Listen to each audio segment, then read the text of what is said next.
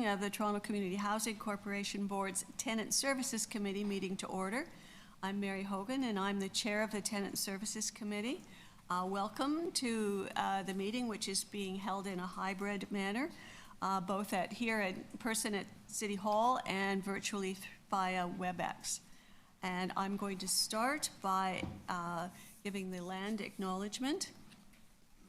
And I'm acknowledging that the land each of us is on as we hold this virtual and in-person meeting is the traditional territory of many nations, including the Mississauga of the Credit, the Anishinaabe, the Chippewa, the Haudenosaunee, and the Wendat, and is now home to many diverse First Nations, including the Inuit and Métis peoples.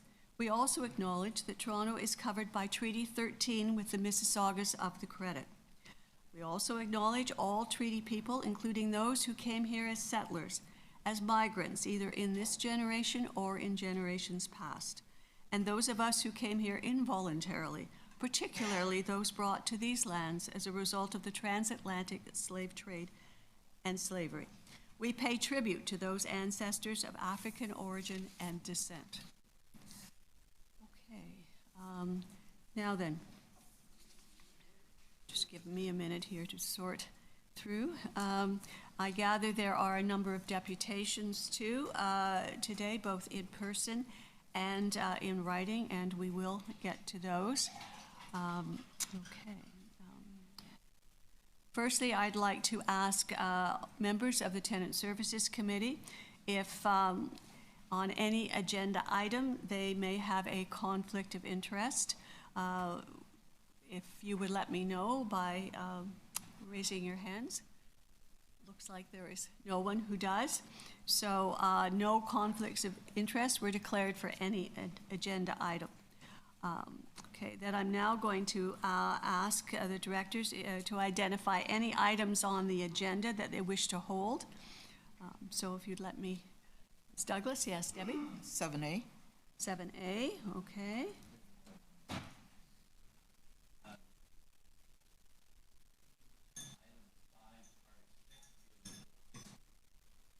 Okay. Looking at Uba and Marcel there. Anything further? Now, I know we do have deputations on, let me just see here. Item 5, yes, thank you. Item 5, item 7A, which was also mentioned, both of those were mentioned. Item 7B, 7C, 7D, and 8. So all of those would be held. And I think that really only leaves us with item 6, does it not? Yes, which is the work plan of the Commissioner of Housing Equity. No one's asking that that be held? Okay. Then I guess the next thing is for me to indicate that, and is there a motion that, ask for a motion that the matters on the agenda not held are approved? All right. I'm still learning, everyone, so I'm turning to my staff, the staff here, to get some help in terms of the process. Hopefully after a couple of meetings I'll be better at this, but all right then. So I'm going to ask for a motion that the matters on the agenda that have not been asked to be held, either by members of the committee or because there are deputations, be approved. Can I have a motion? First, someone wish to make that motion? Oh, Uba, thank you. I didn't see your hand. Seconder? Debbie, thank you. All in favor? Okay, a motion then is approved. All right, so that means that right, so that means that the public meeting minutes of the last meeting were approved as well. Okay. All right then. So we are now on to item 5, which is business arising from the public meeting minutes and action items update. Yes. And we have a deputation on that, and that is from Miguel, I believe.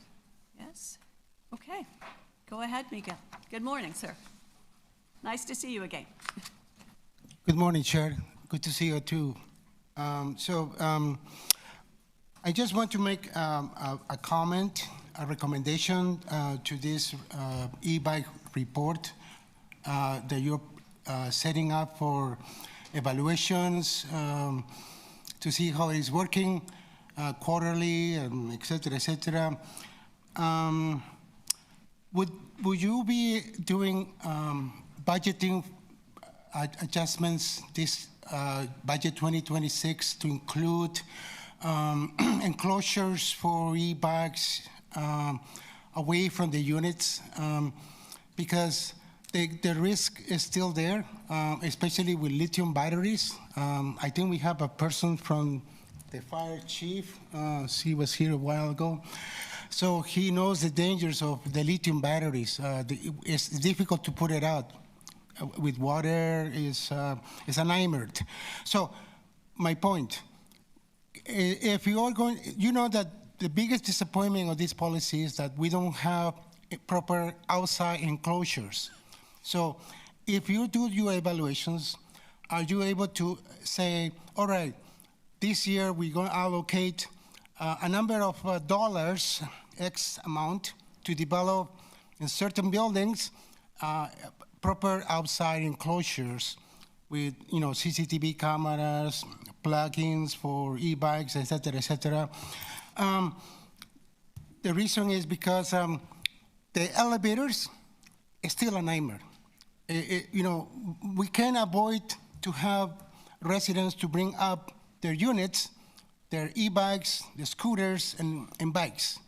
So if you are going to do an evaluation, please consider if you notice that one particular building is in crisis and needs to be accommodated somehow, please allocate funds so that allocating funding, capital funding, to build proper outside enclosures to ensure that gradually, as the years go by, we will see more enclosures and outside the units, because the biggest problem and my biggest disappointment is that we're going to see an increment of people using the elevators and the breakdown of the elevators.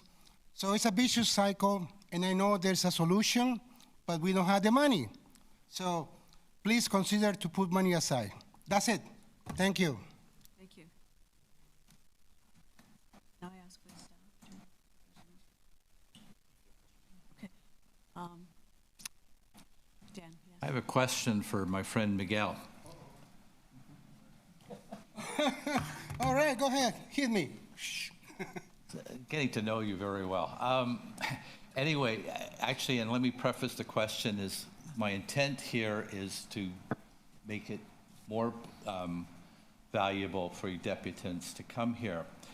My problem is that we're not seeing anything about this till I think I saw at 6 o'clock last night as to your attention and my other friend there, her attention. And sometimes I think I might like to pick up the phone and call the deputant and say, I don't understand this, or can you clarify that, or something, or not. But if at 6 o'clock the night before, I can't do anything. So my question to you is, given that the agenda is out at least a week before, would you have any problem if we ask that deputants register at least 72 hours before the meeting? Yes. Sorry. That'd be a problem, or it wouldn't be a problem? Yes, It will be a problem. Why is that? 24 hours is the cutoff for instance, the Toronto Police Services Board. You register 24 hours.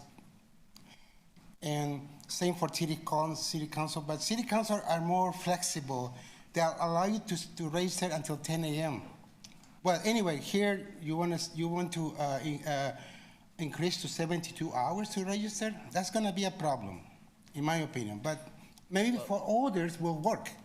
Yeah, I'm doing this because I want to take deputants as seriously as possible and prepare. Mm-hmm. And it may mean checking with staff about something that was raised in one of the deputations, particularly at this committee, which is the Tenant Services Committee. So let's think about that. I'm not going to put forward a motion or anything today. I wanted to get feedback, particularly from you two, just before I proceed with seeing about making a change. But the idea is to help you. It may seem like I'm trying to force you to do it quicker. Yeah, the idea is that we would know well in time to check anything we might want to check before the day of the meeting. Thank you. Thank you. All I can say on my defense, I've been better at registering for the meetings. I make an effort to register 24 hours in advance, sometimes 24 hours. But I'm doing good. Thank you. You see, my problem is I don't have time last night to read the deputations that came in and stuff like that, or to think anything through. Yeah, sometimes I send in my written deputation. Sometimes I just do a verbal update right here, right now. Maybe it's a, I understand that, but we get it sort of an outline of what to expect. Anyway, But we always can talk, you know. I'm always open to talk.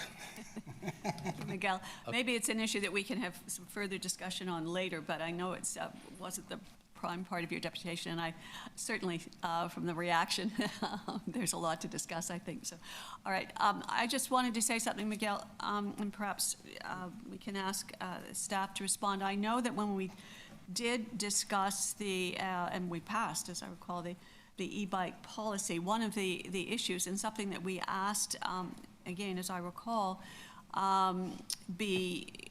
that everyone be mindful of and give us reports back, was the concern around storage and et cetera. So perhaps I'll ask staff where we are with that, and I would be expecting that it would come up, but they were, I believe, going to give us some, I can't remember where they were, quarterly reports or every 6 months or whatever, on what just was happening with the implementation of the new e-bike policy. So maybe perhaps Nadia, you might have something to say there.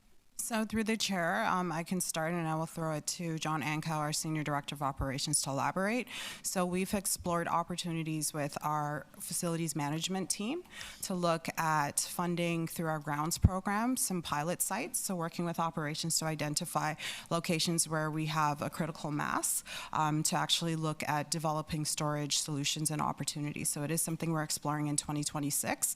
I think having the baseline data and information will allow us to have a more robust ask in the 2027 capital budget.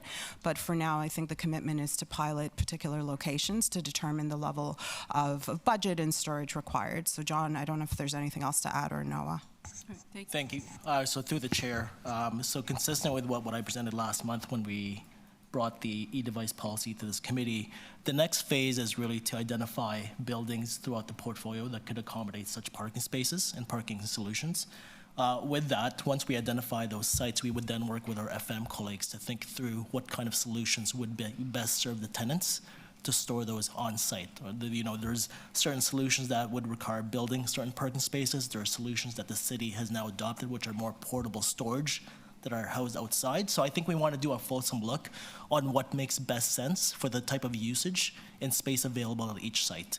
As the COO has explained, in 2026, if we're in a position to do so, happy to conduct a pilot at high traffic sites to get some lessons learned, and that would hopefully inform budget submissions for the following year to expand the scale throughout the portfolio.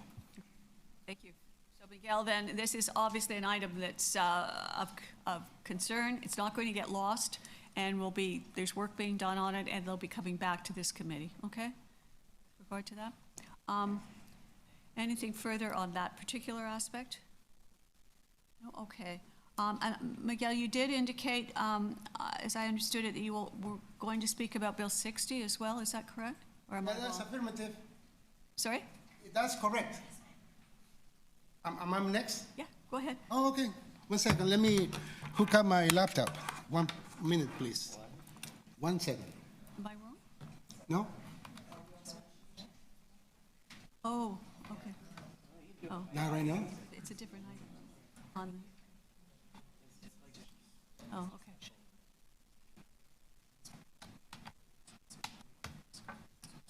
Yeah, but it's on the deputation list. He said he wanted. Yeah. Miguel, it's all right. I know Dan wanted to speak about Bill 60. Was that, I had just understood that that was something you had raised as well, but I could be wrong. I can hear you, sorry. Yeah. So go ahead then, in terms of any comments you may have with regard to Bill 60, and then Dan, we'll forget you as well, and I also had some. Okay, Bill 60. Yes. All right. As you know, this legislation is about removing safety protections, our rent control. Mayor Olivia Chow, I want to thank Olivia Chow for her tireless work in the last 3 years as the mayor of the city of Toronto by making sure we end with demolitions, renovations, evictions. Mayor Chow has done a lot of good work in this city. Now comes Doug Ford. He wants to bring everything down. He wants to destroy this city. He wants to get rid of all renters so that, and the argument is that it speed up development, more construction. It's gonna lead to that fundamental goal of the entire government is to build more housing, but at what cost? Removing tenants, renters right now? You as a landlord also will have newer tools at your disposal for your eviction processes, as you're aware. There will be a lot of changes for landlords. The Federation of Metro Tenants has released that list from Schedule 12 of Bill 60. It outlines every single detrimental changes to the rent control in Ontario. So Regent Park is united in this matter. We are mobilizing our neighbors. Here is a cool poster that we just already have prepared, and we're gonna take it to tomorrow. Tomorrow, be at 11 o'clock, we're gonna have the National Housing Day. We're gonna march to Queen's Park, and we're gonna demand Doug Ford stop Bill 60, because it will destroy lives. It's not gonna help anybody in Ontario. 47% of residents in Toronto are renters. We are gonna be screwed up big time.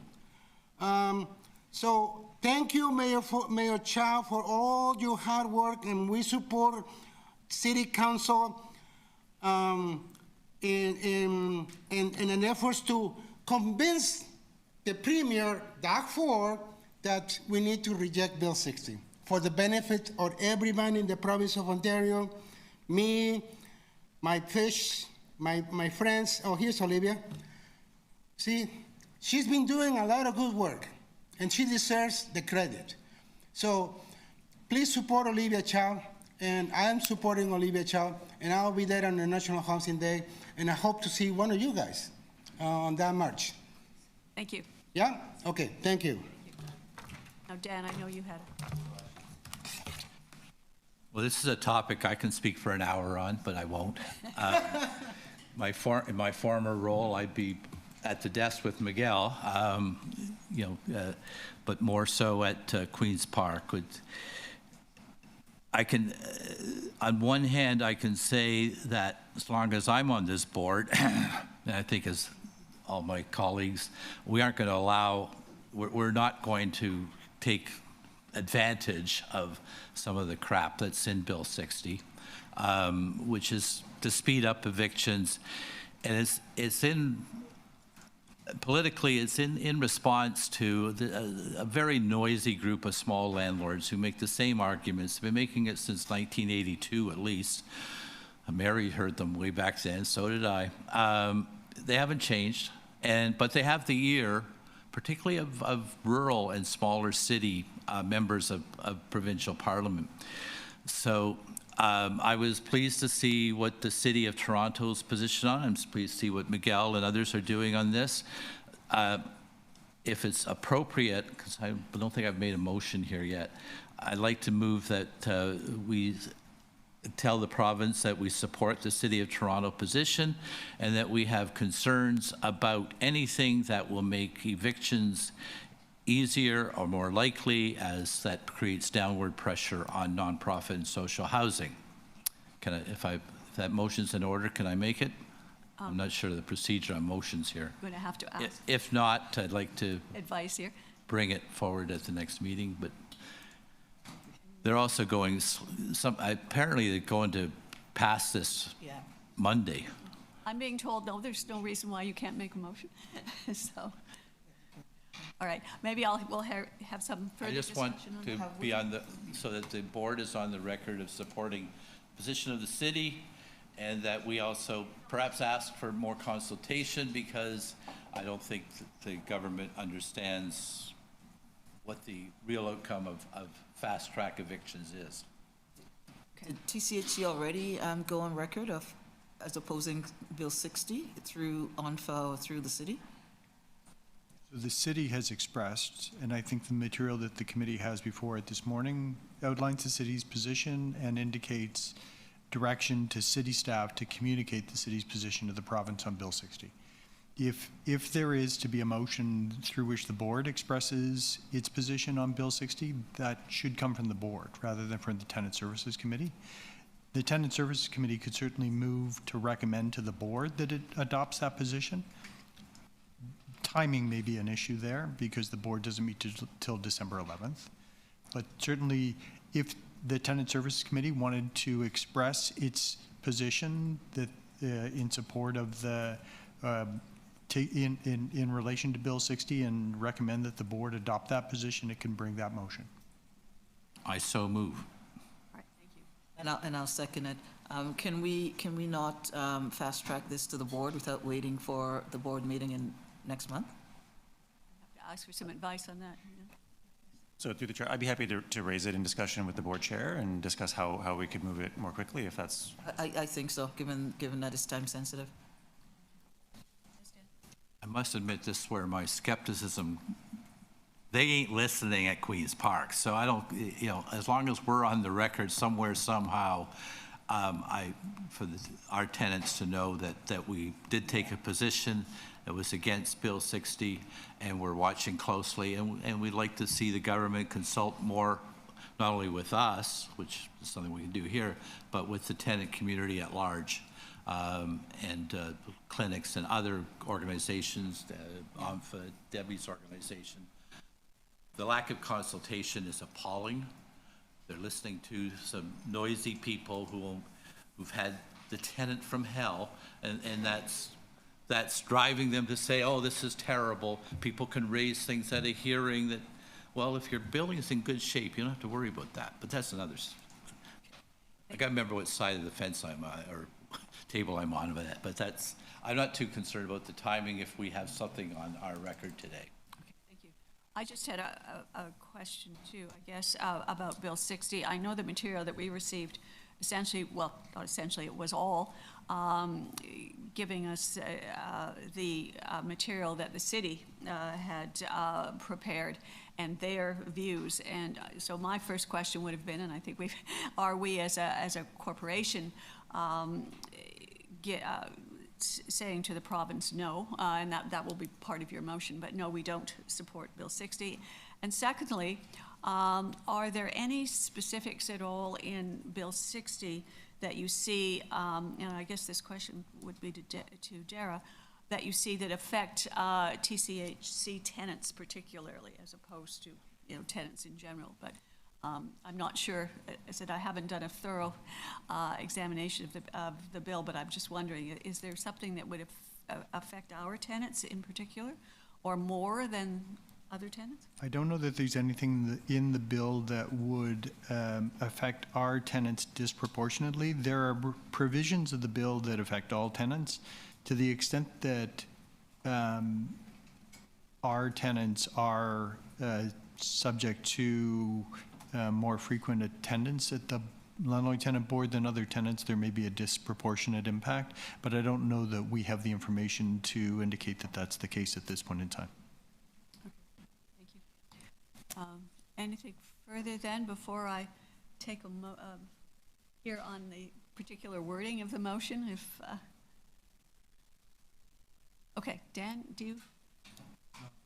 Okay, so, I'm just trying, so your motion is essentially, and I want you to, assist me here, that you wish for TCHC to go on record with their opposition to Bill 60, and I'm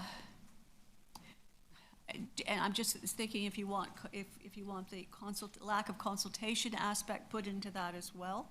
And then there's also the issue of expediting it in terms of what we can do. And obviously, it would be a motion that would be going to the board for approval, so.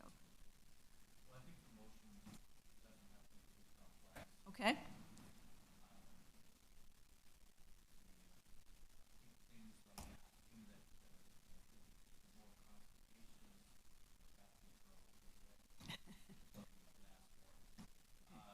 Well, maybe I'm just going to interject here. Would it be simply enough at this point, because as you said, we don't want to make it too complex, that we are asking that this be sent to the board for approval? What we're asking for is that the corporation go on record with full opposition to Bill 60, and if this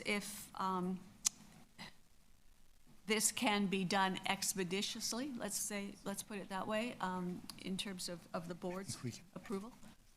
Does that?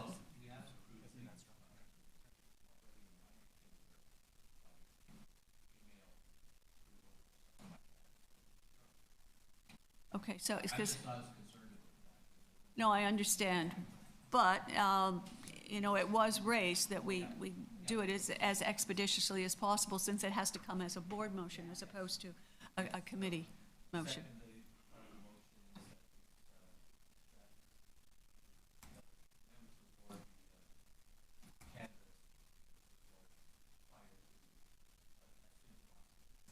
Is that clear enough?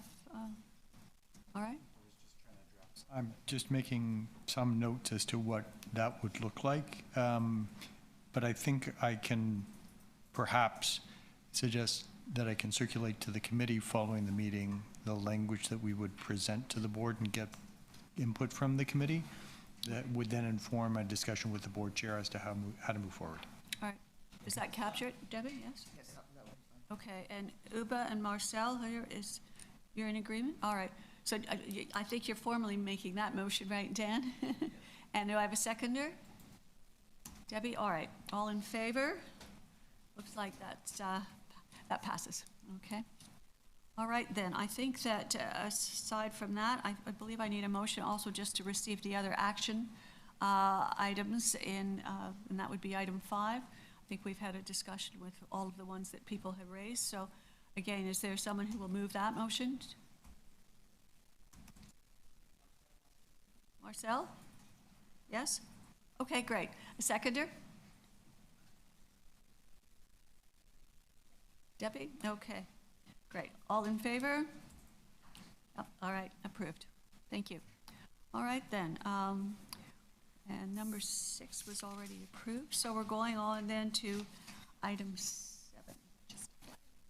Sorry, 1 second. Okay. All right, now we do have deputations on item 7, and we can start with item 7A, and I believe we have 2 deputations on that. Both of them are here? Okay, all right. And I think they are both online, is that correct? So we're going to start then with, is it Sudan? Sudan? All right, with Sudan. Are we seeing, I'm just looking to see if we see. Sudalan? Sudanan, all right. Good morning. And I excuse my mispronunciation, I just didn't have it right in front of me. Now, are you here virtually? I'm just looking. Yes, I'm here. Okay, thank you. All right, well, thank you very much for coming today, and the floor is yours to give us your deputation. Okay. Thank you for the opportunity to speak. I am presenting this deputation because the City of Toronto, TCHC, and TCHC has failed to meet its legal obligations to provide disability accommodations and follow internal policy and act in compliance with medical directives. I will just jump into the heart of the matter, in that there is 3 areas that we have raised through escalation processes with the solutions, team managers, coordinators, and the situation is not resolved. Under parking, TCHC's duty to accommodate and human rights policy means adjusting their parking rules and practices if they disadvantage someone with a disability. That has not been honored. Life safety modifications. My request for a fire alarm silence button and probe light relocation aligns with TCHC accessibility and human rights policies, which support my physical modification to reduce barriers and my disability with my medical sense. My doctor wrote letters and accommodation forms that TCHC presented to be filled out. That was 2 years ago. Alongside the IODS grant decision-making process, the human rights and Tenant human rights policies demand transparent, fair, and timely processes for dealing with complaints, including how accommodation decisions are made. Now, I did provide a detailed synopsis in writing in advance of this deputation meeting, so that the board and the CEO, COO, and all stakeholders could have a chance to review that in detail. I hope that that was delivered and you all had a chance to read that. I present my case in the line that I've exhausted all avenues as my daughter. We have exhausted communication. We've been imposed harassment.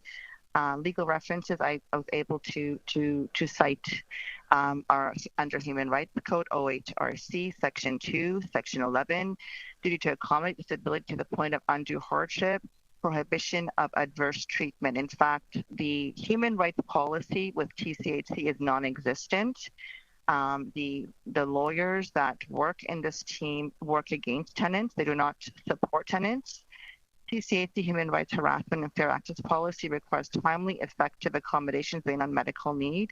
Instead of a lawyer assigned, the forms that were submitted were not accepted, and the signed form was disrespectfully thrown aside, which is quite contrary to TCHC policies. TCHC parking policy mandates equitable access and prohibits arbitrary changes to approved parking arrangements.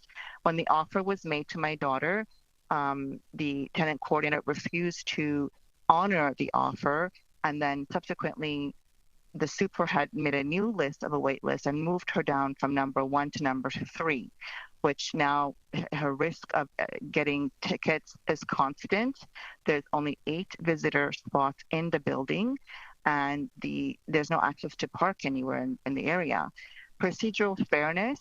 Decisions must be transparent, consistent, communicated. We have been outcasted from the 3 areas over the course of the last 3 years. And these breaches and obligations have caused us grievances, and my daughter harm to her renewing her license, her plates, accumulated tickets, and the requested remedy would be immediate reinstatement to accessible needs with the approval of the TCHC stakeholders, board, and decision-making team. In relation to the grants policy, the fact that my daughter and I, well, my children and I are basically victims of violence, the demand to disclose SIN number or photo imposed as a condition of the access to the grant was triangulated. As soon as we requested clarification to the recipient denial, we were given the runaround by the team. Administrative Fairness, Baker versus Canada, SCC, individuals entitled to reasons, timely communication, fair decision-making process. This was not honored. We requested attention from COO Nadia, CEO Sean, and we were not answered to. Again, back to the policy preventing discrimination based on creed, disability, etc. Decisions must be equitable, transparent, and non-discriminatory. equal treatment and services without discrimination, including programs and benefits administered by the housing providers, falls under the Human Rights Code, Section 1, Section 5. Thank you for your time. I would appreciate your review of these topics, decision-making steps, and accountability for failures to accommodate, and a resolution that can hopefully be derived in the near future.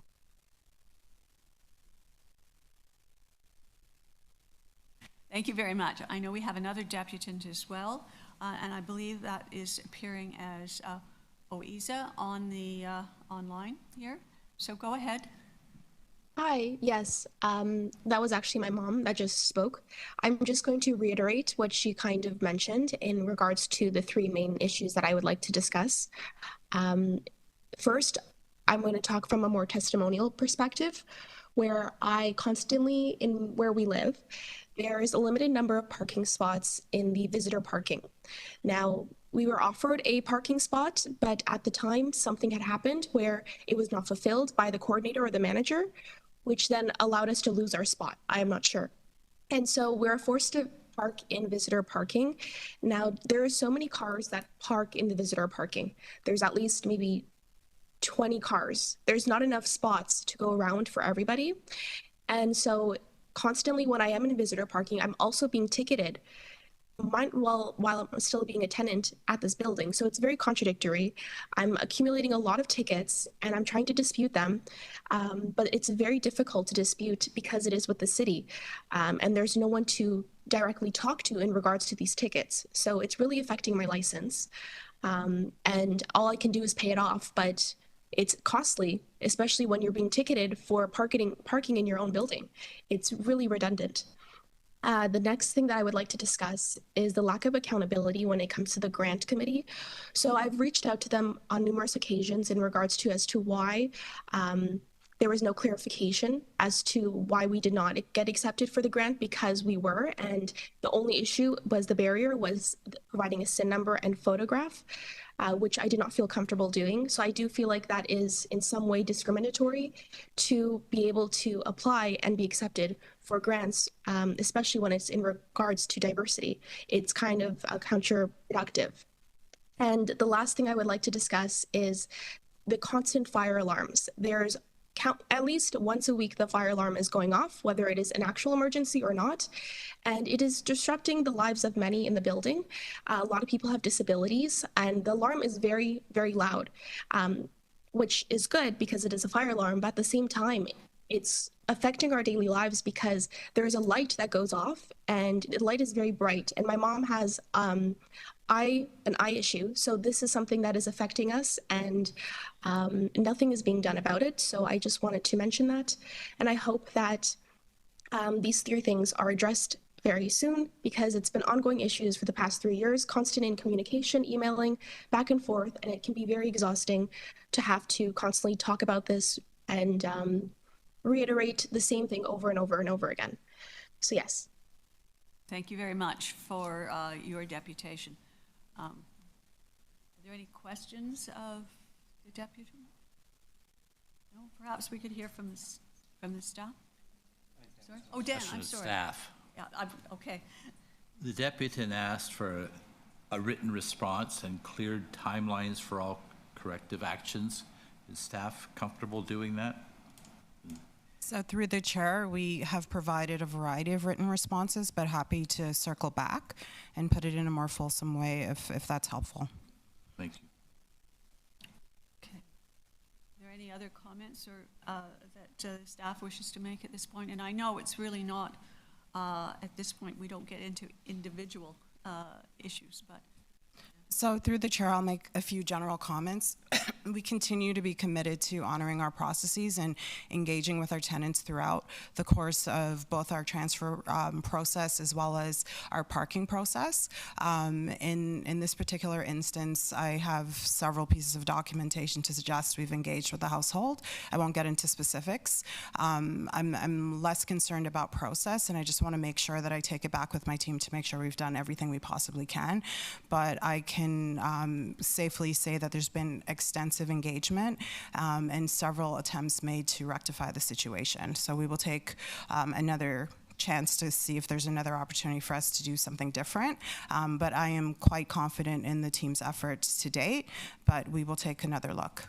The other piece I'd like to say about the scholarship program, it isn't a binary decision-making process. It's a scored system. We have several applicants, all of which are TCHC tenants with a variety of circumstances, academic profiles, and other things.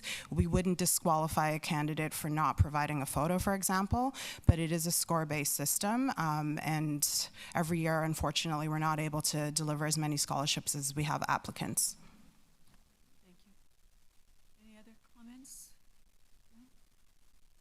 All right, then. I believe I now have to have a motion to receive the operational performance measures report for the committee's information.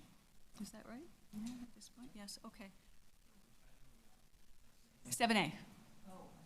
Oh, I'm sorry, Debbie, I didn't see it. Okay, go ahead. I was actually quite taken aback with 7A, given our conversation at the last TSC meeting around some of the measures that were being put in place to support tenants in terms of rent arrears. I'm very concerned about the significant increase quarter after quarter. So if staff can comment on that, and what new measures are you looking at in terms of helping? Because I think here it talks about exactly what we talked about last quarter, and yet we've seen such a spike in arrears, both on the market and in RGI. So through the chair, I'll start and I'll ask our Director of Operational Planning, Lindsay Viets, to elaborate. So we anticipated in Q3 to see a continuing spike and rise. So what we're starting to see is the accumulation of the arrears as we continue to collect our annual reviews. And so this wasn't an unexpected spike. We are continuing to work with Wood Green and other third-party organizations to get our tenants into good standing to provide the documentation that we need. And so our hope and goal is that we'll be able to reverse a lot of those arrears. We've started a process working directly, referring candidates that are in arrears to Wood Green to complete their tax forms so that we can get the documentation in place. We're not pursuing a process at this point, particularly with tenants who've lost their subsidy, that we are quite confident that they will get it once they provide the paperwork. We're not interested in necessarily moving to eviction with those tenants, but we continue to work with the households, with our access and support staff, as well as our tenant services coordinator to get the documentation in. We are starting to see some marginal improvements in Q4 as we're starting to see more documentation start to trickle in, but I anticipate this trend will continue into Q1 of next year. We are working with the city to, for example, with our OW and ODSP cases, have the requirement for a notice of assessment waived, at least retroactively, so that we could address that bottleneck. But we are continuing to implement the measures. But I will say at this point, this spike was not unanticipated. So Lindsay, I don't know if you have anything else to add to that. No, that was comprehensive. Thanks, Nadia. But through the chair, I'll just add that we're also exploring in partnership with OACH what opportunities we have to incentivize tenants to repay their rent and try and focus on encouraging behavior change and consistent rent payment from tenants on both RGI and market. And that'll be something that's coming to the committees and to the board in the new year. So the arrears are basically a paper arrears, because, so for example, a tenant on RGI will continue to pay their RGI at the level that they've been assessed, although the new assessment shows that they should be paying more because they've lost status because they haven't yet filed their papers. So through the chair, I would say a significant majority of the arrears are able to be reversed once we get the appropriate paperwork. There are instances where tenants' income has changed, and so when we do get the paperwork, it is reflective of a market rent application, for example, but I would say that's the minority. But the vast majority of cases, once we get the documentation in place, we're able to reverse it. Thank you. Dan, a question? Go ahead. Yeah, I wanted to talk about the vacancy rate a bit. It's published at 1.6%, and there appears to be an acceptance of that number. From where I stand, we want units filled as fast as possible. So it seemed a little high to me, but perhaps you could walk us through what happens when you know a unit's going to become vacant. I take it there would be some sort of ensuring that it's in good shape, but how quickly can we move from somebody moving out to somebody moving in general? And I know sometimes it's allowed, the tenant dies or got evicted or something, and it's waiting for the sheriff, but Happy to answer that. So through the chair, we're actually quite proud of our vacancy rate. It's well below 2%, which is our target. Not only is it below 2% being our target, but also industry standards is typically above 2%. And so we continue to turn units over as quickly as possible. On the physical space side, it takes approximately 60 days to get a unit turned over, depending on the level of complexity, including bringing in contractors. Sometimes tenants leave contents, and so we have to work with them to make sure they have all of their items. And then administratively, it's another 30 to 60 days working with the city. Our target, our hope is to get it down to 90 days, start to finish. And there are several instances where we beat the 60-day target to get the units turned over to get to the city. So I would say we continue to work with the Housing Secretariat to minimize the administrative process on the back end. And we're working with our vendors on the front end to get units turned over as quickly as possible. So we're not quite meeting 100% of our targets related to the 60 and 90-day turnaround time, but we are continuing to improve in that area. Anything further? I'd like to see it at 1%, but I accept your answer. It would seem to me, I just noticed in my own building, it's taken a long time between a unit being vacated and somebody else moving in. And I'm sure no one's saying, well, let's just leave it vacant for a while, but. So through the chair, a couple of points on that. A 1% vacancy rate would create a lot of hardship within the system to look at transfers and accessible units and movement within. Having said that, we've gotten as low as, I think, 1.2%. Which is quite lean. Our highest vacancy rates tend to be clustered in our high needs communities, particularly in the downtown core, where we have high attrition and we also have low take-up from applicants on the waiting list to go into those buildings. And so typically overall, I would say the vacancy rate isn't consistent at 1.5 in all of our buildings. We see some buildings with vacancy rates over 3%. And they're also driving some of the statistics. But certainly keeping it much leaner would create other challenges for us, I would say. What's the average time that a new tenant has spent on the waiting list? Through the chair, that specific data I could source from the city and share with you, but it is extensive. It's years. It's often years. Many years. I understand. I just want, if we had a number like 4.5 years or something. I can source that data through Access to Housing and share it with the committee, absolutely. Okay. If one person doesn't have to wait any longer, that's great. So anyway, thank you. Thank you. Okay, just before we move forward, I had one question, and I've actually forgotten that. When you talked about arrears management and talked about the market arrears increased by 1.484 million, including parking arrears, as a consequence of the push to bring all households into compliance with regard to their annual rent calculations. I mean, I understand that if they didn't do the paperwork, then they lose their subsidy and they become then part of the market group. And so, and then you're saying you're making efforts to make sure that doesn't happen, and therefore they won't be getting into the market situation. So doesn't that mean that with all those efforts that it should be decreasing as opposed to increasing? It just seemed to me it wasn't making sense. So through the chair, the complexity is the tenants that may have not been successful in turning in their paperwork are often tenants that have challenges in either getting their paperwork or working with our staff for a variety of reasons.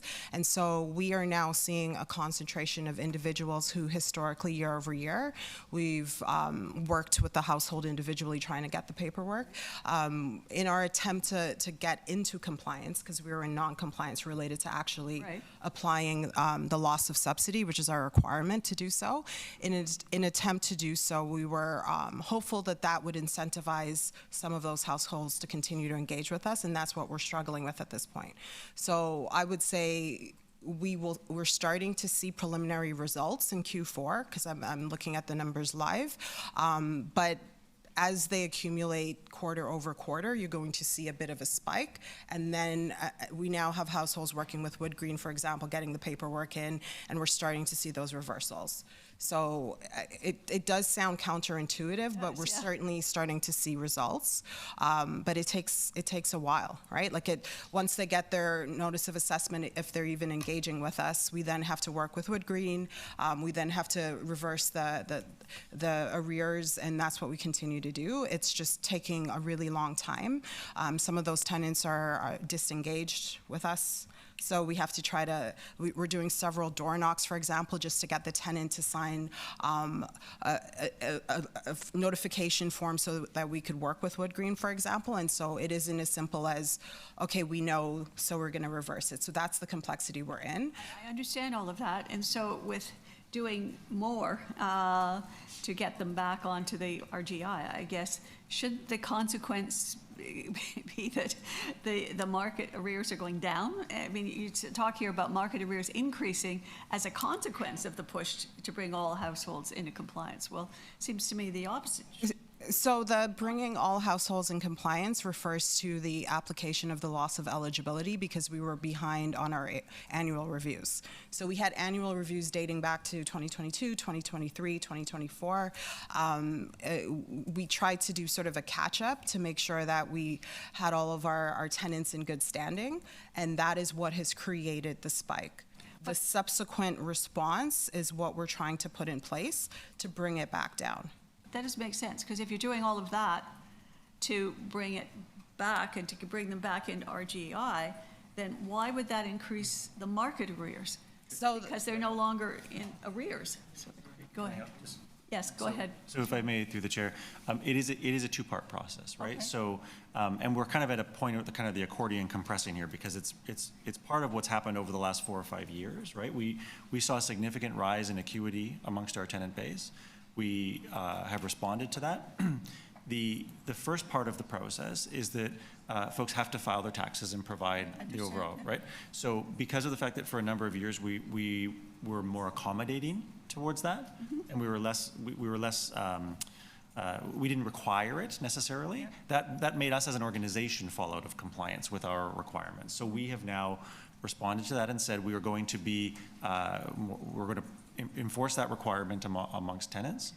And when you do that, the first thing that happens is that people then find themselves in an arrears situation that they were not in before. Okay. And then the second part of the process is where we try to help and alleviate all of that. So it's really the and so we're stuck in sort of the downslide of the second part just at the moment. Yeah.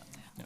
Thank you. Yeah, it was counterintuitive, because I was understanding everything you were doing, and yet you were, so yeah, I think it's just maybe the wording, and my not understanding the two-tiered process. So basically, there are lots of folks just sliding by, and now you're bringing everybody into compliance, and so the numbers have increased.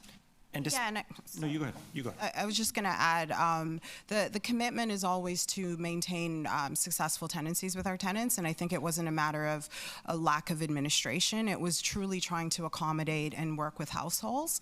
But now that we're trying to get to a better place, we're hopeful to have a clearer process, particularly working with the city, to allow for us to exempt certain individuals, for example. Like, we need a move forward process that doesn't allow us to kind of get back into this situation.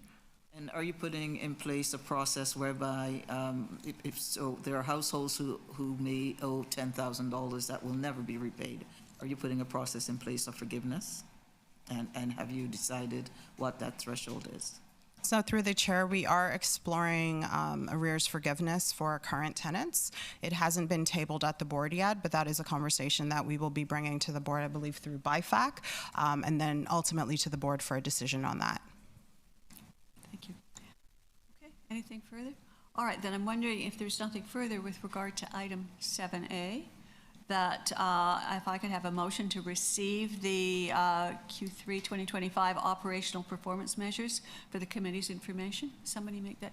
Debbie, a seconder? Marcel, thank you. All in favor? Okay, passed. Then we can move to item 7B, which is the tenant engagement system, and I believe we have two deputants on that. First is Catherine Wilkinson, and I think she's, pardon me, online? Okay, there you are. Good morning, and thank you for coming. All right. Yes. Go ahead. Yeah. Yeah. Good morning. I wanted to first welcome you, Mary and Dan, to the Board of Directors.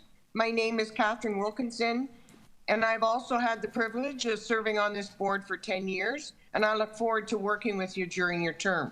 Thank you. I think it goes our way too. Interest in tenant engagement, it has dwindled over the years for a variety of reasons.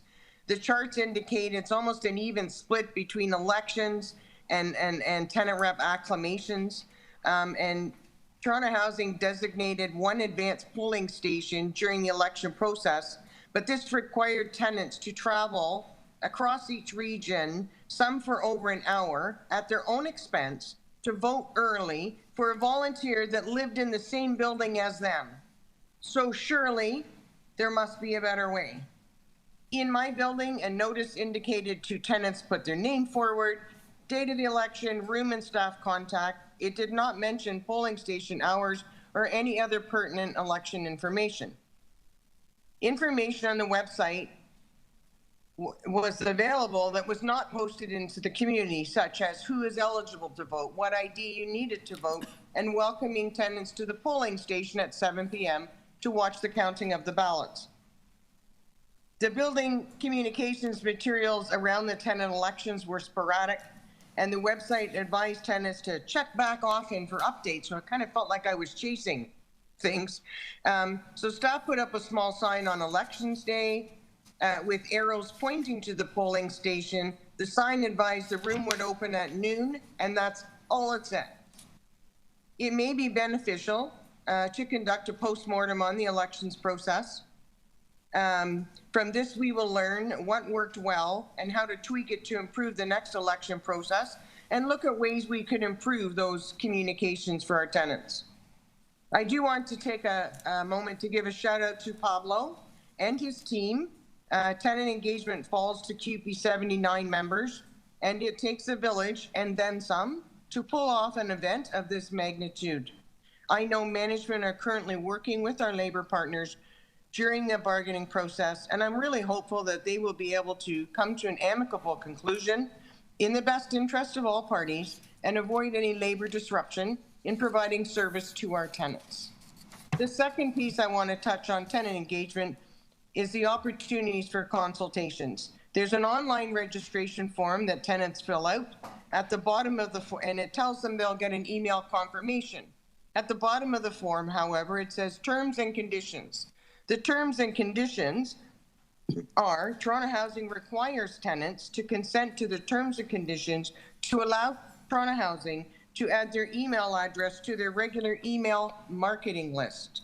And there is a yes or no checkbox. If a tenant does not want to be added to the marketing email list, they cannot register to participate in the tenant consultation because they did not consent to allow Toronto Community Housing to use their email. So this denies tenants the right to opt in, as they have no choice but to agree if they want to participate in tenant consultations. While tenants can unsubscribe at any time, they should not be coerced into compliance in the first place. Tenants are not entering into an online contest to win a toaster here, where one might expect there to be such conditions. Tenants are showing interest in participating, and under the shareholders agreement, no other terms and conditions are required. And Toronto Housing cannot arbitrarily create them, no matter how well intended, for its own purposes. Please direct management to discontinue this practice and allow our tenants the right to choose to participate freely in tenant consultations without these terms and conditions. Thank you for your consideration. Thank you very much for your deputation. I know there's one other deputation with regard to this matter, and then we'll come back and hopefully have some answers or at least discussion about what you've had to say. Okay, Miguel, I think you had asked to give a deputation on this matter as well. 1 second, please.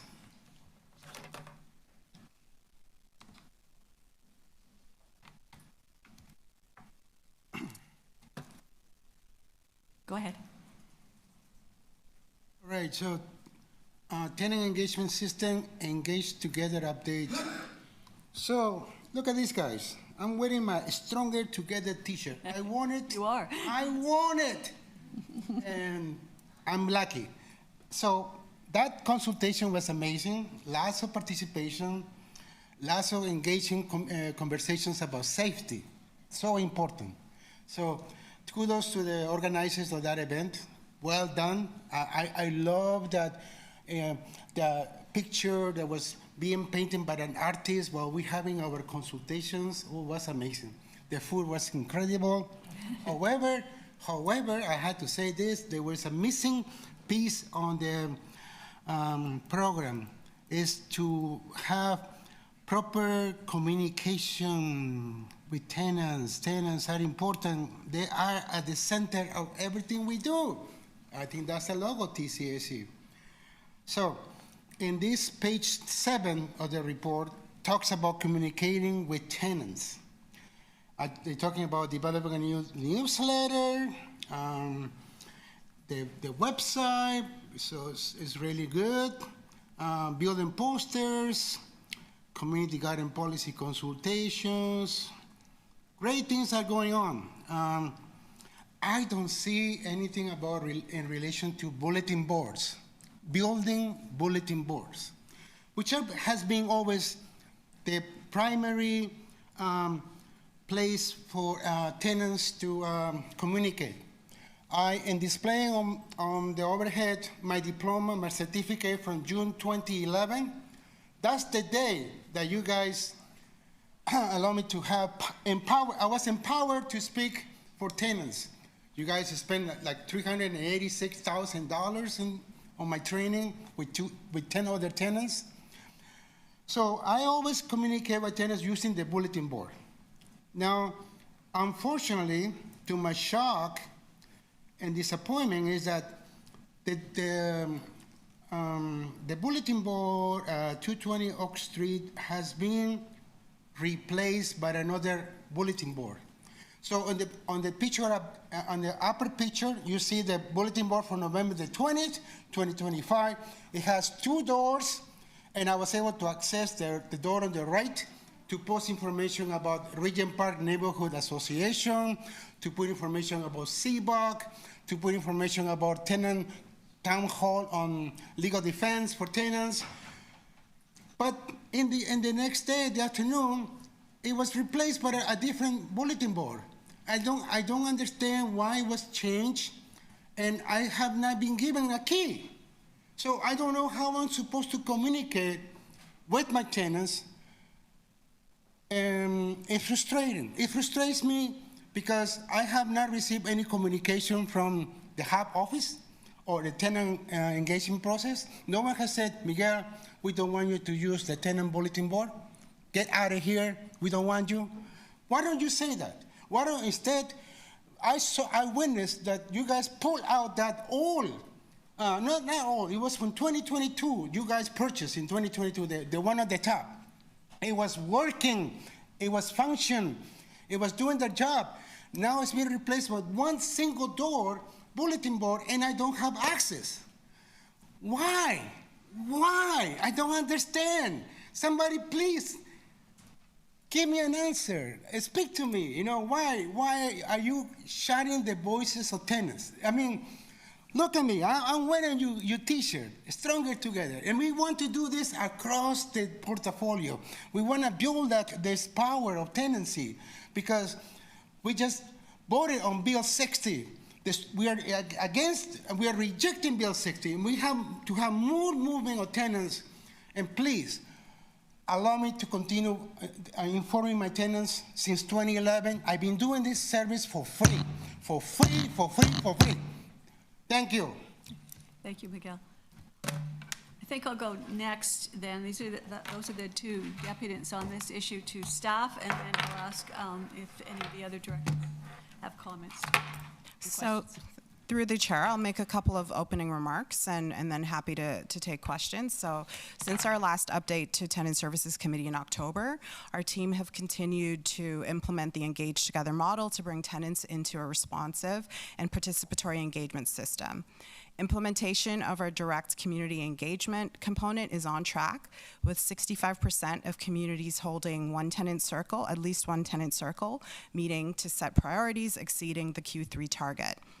Q3 saw extensive preparations for our major milestone, the tenant council elections, which was successfully held in October. We had 331 nominations across 78 contested elections and 80 acclamations. We successfully achieved tenant council representation in 62% of our communities. However, that represents 77% of tenants, given that a lot of the smaller developments did not see a representative come forward. I would like to thank all the staff that supported the election process, and thank you to Pablo and his team for coordinating this extensive endeavor, and of course our frontline staff, our 79 staff, who continue to engage with our tenants every day. With respect to the deputations, if the registration form does require a tenant to sign up, I completely agree with the deputant. It shouldn't be that way, and so I don't require a motion. We will certainly look into that to make sure that is removed if that is on the website now. So we will work with our communications team to address that. With respect to Mr. Avila's deputation, I will have to follow up my team with respect to the bulletin board in your location, because that is the first time I'm hearing of that. But happy to take any other questions. Thank you. Other directors, do you have any questions, comments? Other than congratulations, what an undertaking. All right then. Perhaps at this juncture, and I think that I'm glad to hear that both for Catherine and Miguel's, with regard to the comments that they've made, that Nadia has assured us that she will be looking into the concerns. So thank you. All right then. Having said that, can I then have a motion to receive the tenant engagement system for the committee's information? Okay. Oh, I'm sorry, I didn't see. Uba, Marcel, did you have okay. Was that a vote or did you have questions? Uba, did you have questions or were you just voting? No, just to say great work, and I'm glad Nadia and the team is taking back what both deputants say. They're gonna look into it, but I was all more so just removing that. Okay, all right, moved by Uba then. Thank you. Marcel, same with you, you didn't, okay. Shall we put Marcel as a seconder? All right, good, thank you for letting me know, Debbie. All right, all in favor? All right, that's passed. All right, then we can go on to agenda item C, and our deputant there again is Miguel.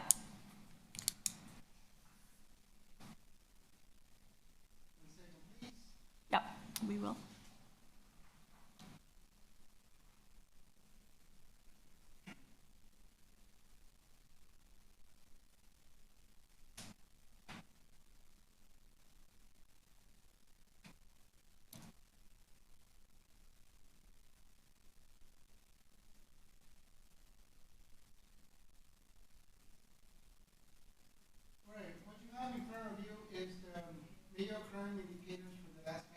I obtained this through the Toronto Police Public Safety Data Portal. I couldn't find the one for Regent Park. This past Monday, we received an update from the neighborhood community police officers in Regent Park, and they told us that overall the crime has been down by 4.5%, and that is an interesting number. And we have a wholesome conversation about how is this 4.5 reduction in violence affects people and renters in TCHC. Two comments are important or out of this conversation with the police officers. many people refer to the lack of interest in reporting crime to police or community safety unit. It's because they feel that nothing gets done. Nothing is being done, is put up to later. We'll get back to you, but that may be a reasoning for residents not to report crime. And there was a clear example of a resident living in a co-op in Regent Park who have a problem with drug dealers. And he says, why am I calling? I call all the time. Nobody comes, nobody does anything. So be that something to work in the future, the police officers will come back with a future report. Also, this number, 4.5, may indicate that maybe we need less police officers. Maybe we don't need to invest so much in police officers because crime is coming down. It's going down. Maybe that's a good reason for Mayor Chow, when she and members of the city council worked on the city budget, to allocate maybe less money for policing and more money for housing. I don't know, I'm just throwing ideas. I want to thank Mr. Chabanes for the courtesy of coming to me and introduce himself to me. That is very positive. And I look forward to continue a conversation in the future. Mr. Chabanes, welcome to the CSU. Thank you, Alan Britton. Where's Alan? Thank you for all the time you serve. Now it's in a different management, but that's good. Look forward to that. And what else I want to say about the Community Safety Unit report is that there is one report missing that is coming in December 10, the board, the review program of the Community Safety Unit. I went to the Toronto Police Services on November the 6th, and I talked to the board, and I said, this report is missing. I don't know where is, what's going on? Yeah, we're just having a difficulty, a technical difficulty, I think. Okay, can you hold my time, please? You will. Thank you. I had the same problem too. So, Don't cancel. Click this budget. Let me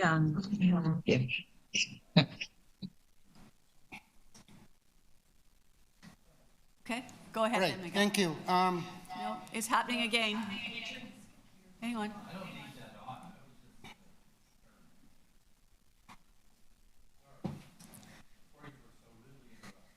No, it's all right, brother.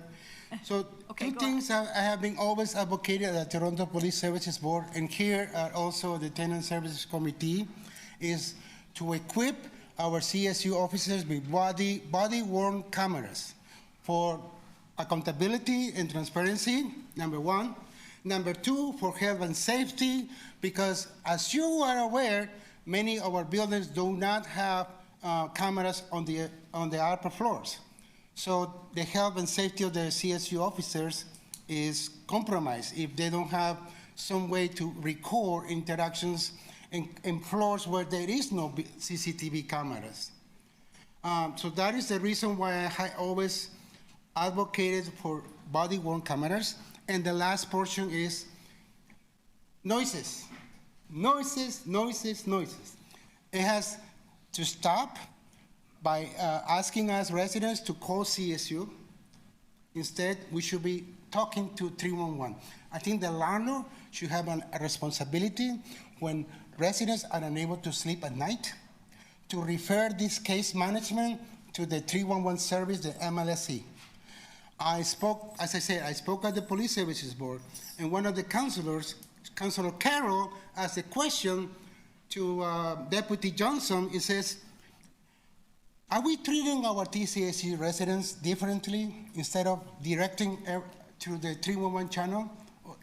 But we see that CSU is not really producing any results. It's time to move forward with a new review of this program, CSU, and I look forward to the conversation on December the 10th. Thank you. Thank you, Miguel. Maybe I'll ask staff. Yes, first. Go So through the chair, I'd like to make a few opening remarks, and if there are any questions, happy to throw to myself or my team. So before we begin, I would like to take the opportunity to introduce our new Senior Director of Community Safety, Vidal Chavans. He will be working with us to introduce and deliver the new community safety strategy. So he comes with extensive experience working at Durham Police, but also strategic leadership, working around equity, diversity, and inclusion, and other strategies to support community. I will also like to thank Al Britton for all of his efforts. He has led the CSU department over the last 4 years, and he's had a lot of engagement with this committee, and he will continue to do so in the near future as well, and continue to support CSU and Vidal through the transition. So this report is being brought forward in direct response to a request from the board at its June 24th meeting, which asked management to provide additional granular data on community safety. Our review confirms that TCHC's crime rates largely mirror the citywide trends, showing an overall upward trend over the past 5 years. TCHC is not isolated from the broader societal issues impacting public safety across Toronto. So just as the Toronto Police Service Board reported a peak in citywide property crime in 2023 and violent crime, our portfolio experienced a similar trajectory. Within our portfolio, nonviolent crime driven by increases in thefts, mischiefs, and bail violations has trended upward over 5 years, reaching an elevated level in the first half of 2025. Encouragingly, our violent crime rate peaked in 2024, but is showing a welcome moderate decline in 2025. Crucially, shooting incidents on TCHC property have continued a positive decline since 2019, now representing a reduced portion of 13% of all citywide shootings in the first 6 months of 2025. So myself, Al, and Vidal are happy to take any questions the board may have. All right, questions then? There are any from the directors? Okay. Uba or Marcel, any questions? Oh, okay. All right then, thank you. I guess then I'm going to need a motion to receive the Community Safety Unit 2024 Annual Report to Toronto Police Services Board, supplemental report, for the committee's information and to forward it to the board for its information. Somebody make, Marcel, thank you. Okay, seconder? Debbie, all in favor? Okay, passed. Great. Okay, then we can go on to item 7D. Now, is the fire chief here for, yes. Okay, I believe before, should we hear the deputies? Hear the deputy, okay. Okay, thank you. All right, then we have, I believe now, 2 deputies, Catherine Wilkinson and Kathy Birch.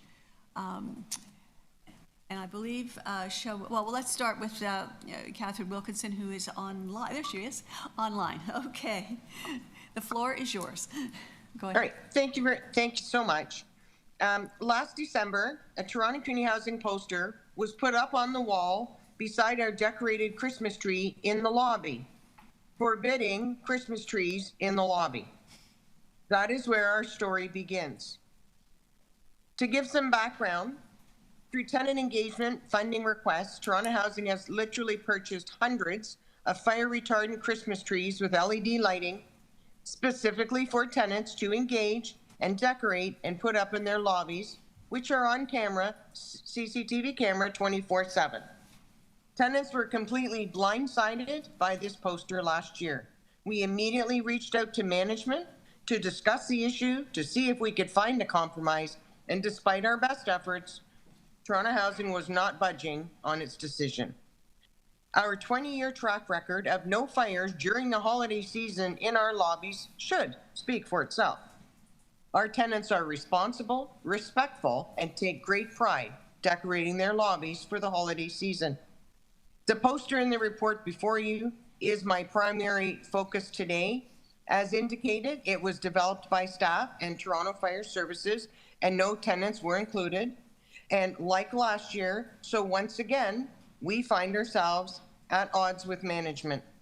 This report and the poster make it more confusing as tenants don't understand corporate speak or fire code language.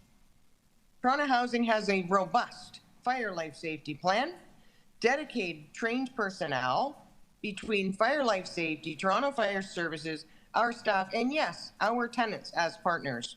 Other landlords could take a page out of our book when it comes to fire prevention and life safety practices, in my opinion. With over 2,000 buildings, there were 2 fire-related incidents 5 years apart, and both originated as a result of a holiday decoration on a unit door. Neither incident occurred as a result of decorations or a Christmas tree in the lobby of the building. Recently, we had a couple of meetings with staff to discuss this and a preview of their latest poster, which is before you. We expressed our dismay with the language, the format, and the new rules requiring a sprinkler in the lobby and a superintendent's permission to put up a tree. Toronto Housing received 7 non-compliance violations. And I just want to, that sounds ominous and scary, but just let me be clear. These are non-compliance violation notices, not fines. Fines are ordered for egregious fire code violations. The violation notices identified in this report allow the landlord to correct the issue within 30 days. Toronto Housing takes these notices very seriously and addresses them immediately. A violation notice for a wreath on a unit door is immediately remedied by removing it, and compliance is restored. The evidence is clear. Putting up a Christmas tree and decorating in our lobbies that are on CCTV cameras has not been a problem. That said, you actually do have a problem. During December, when there is reduced site staff due to vacations, some tenants put up wreaths and other door decorations. It only takes one tenant, and then several others will follow suit. If I had a nickel every time someone told me there are TCHC buildings that allow tenants to decorate their doors and put up wreaths, I'd be rich. Perhaps this would be a more appropriate fire life safety focus during the holiday season. With this in mind, it may be prudent for Toronto Housing to consider doing some random building audits in December. The report today is for information purposes only. Advocates will continue to work with management, Fire Life Safety, and Toronto Fire Services, and Santa Claus himself in pursuit of a mutually agreeable compromise that complies with the Ontario Fire Code while permitting tenants, again, to put up Christmas trees and decorations in their lobby. And I'm really confident this time we're going to get there, and we'd appreciate your support. Thank you. Thank you very much, Ms. Wilkinson, for your deputation. And now I turn to Kathy Birch, who is here, who's the next deputant. Good morning and welcome.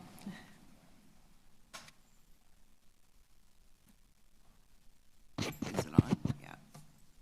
Good morning. This is about holiday decorating. For some quick background for those who are new to TCHC, until COVID, we had no problems with decorating in our communities. Toronto Fire had no problems with decorating for almost 2 decades in my experience. We moved forward to last year. Rules came out from this corporation way too late. December 11th, to be exact, after some communities had already started decorating. Rules that this corporation tried to tell us were initiated by Toronto Fire, yet the corporation could not provide the exact directives or a written order that was issued by Toronto Fire Services. I contacted our COO and explained the ridiculous demands being put in place, not only to be executed, but it couldn't be enforced when it didn't even go up till December 11th. I went into detail of the detriment to the health and well-being of our communities by these rules. This breaks down community engagement and the Build Stronger Communities philosophy. At that time, our COO committed to doing better in 2025 with invested tenants like myself to be included in conversations with Toronto Fire Service and find answers that met fire code requirements and did not discriminate against tenants in TCH versus the private sector with multi-residential buildings. The Fire Life Safety team did not live up to that commitment. They proceeded behind the scenes without us in the summer with Toronto Fire Services. it's more important for you to know that fire code does not call out separate rules between private sector and social housing providers for multi-residential buildings, unlike additional rules for residential places like long-term care homes, which we are not. I contacted the Ontario Fire Marshal's office to confirm this, since I'm not a code specialist. And they confirmed that social housing is not separated out from the private sector. About this latest iteration for rules for tenant, here's what's most absurd about these posters. They talk about sprinklers. If your building was built about 1975 or earlier, chances are you don't have a sprinkler. So that eliminates about 60% of our portfolio.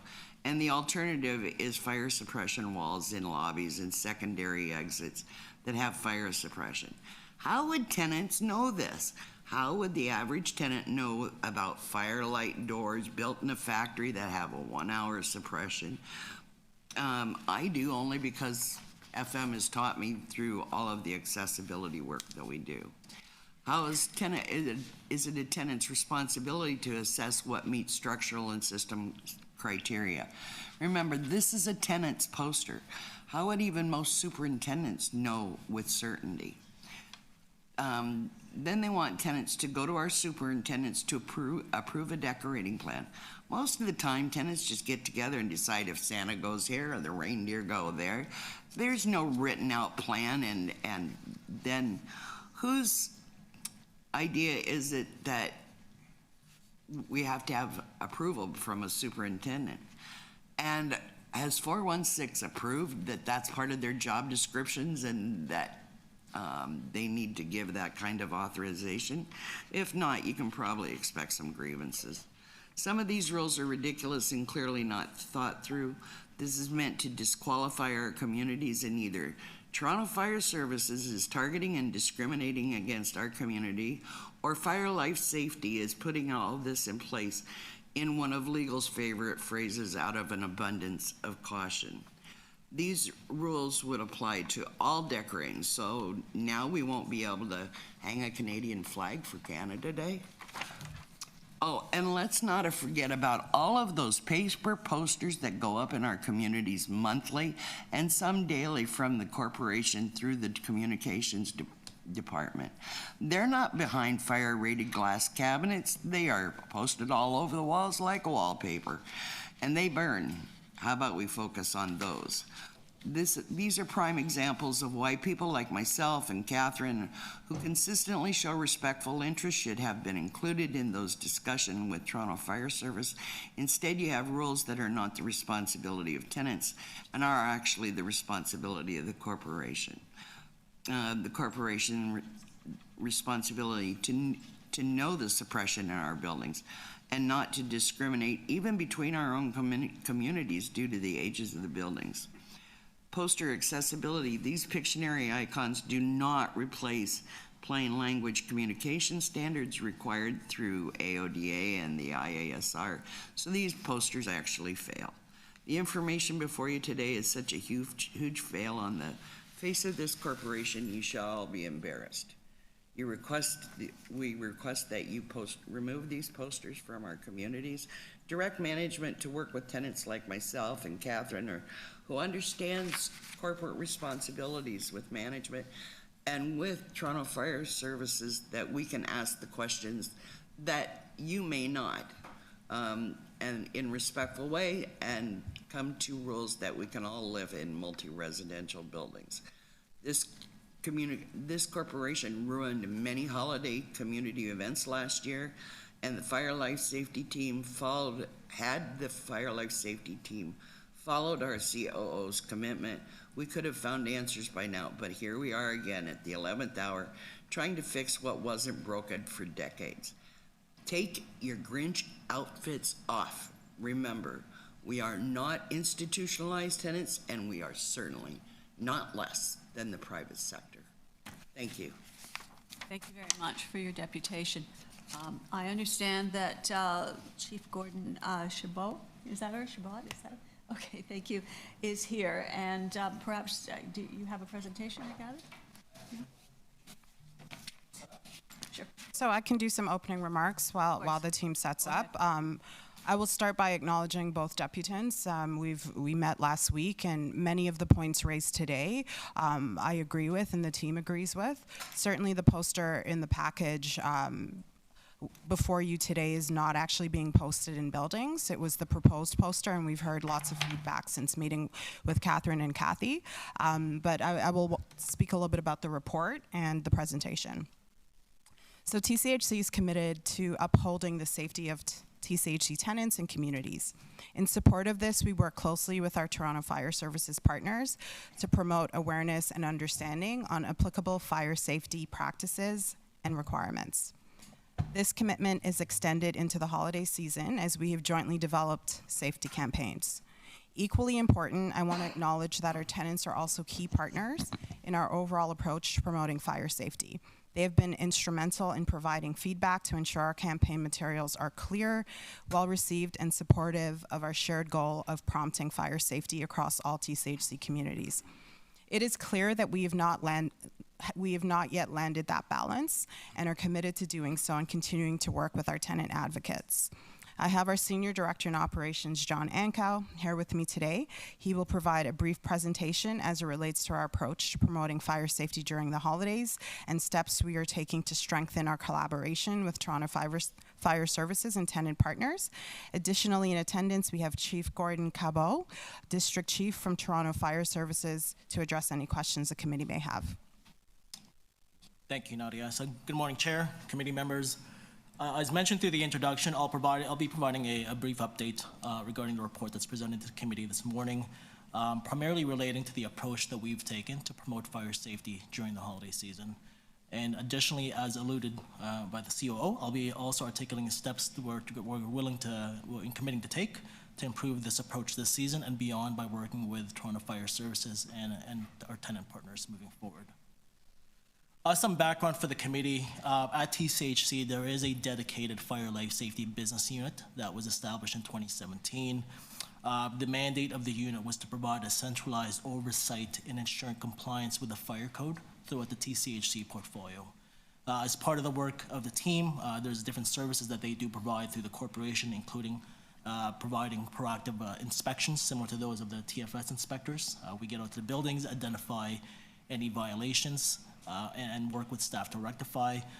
We also do targeted risk assessments through the TCHC portfolio to ensure prevention and mitigation measures are in place. In addition to this, we work extensively with Toronto Fire Services and the Ontario Fire Marshal's Office to review and apply the applicable fire code requirements as it relates to our portfolio. While that's an important aspect of the work, what's equally important that I want to highlight to the group is they conduct the appropriate education, communication, and training activities to ensure that all folks impacted by the requirements make sure it's clear and understandable.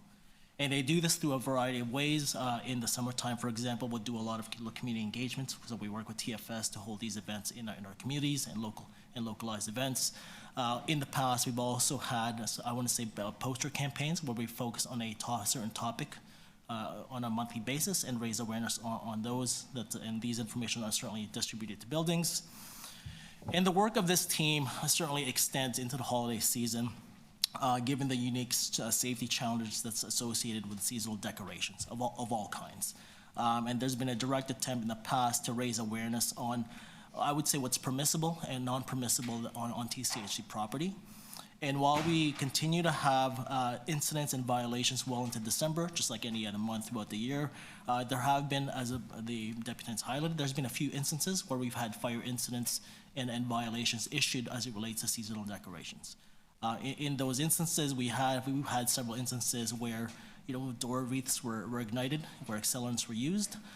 In terms of the violations that we've been issued in the past, these have primarily related to the improper storage of these decorations and items in spaces where they shouldn't be, as a means of egress, and overuse of extension cords to light up decorations in the lobby.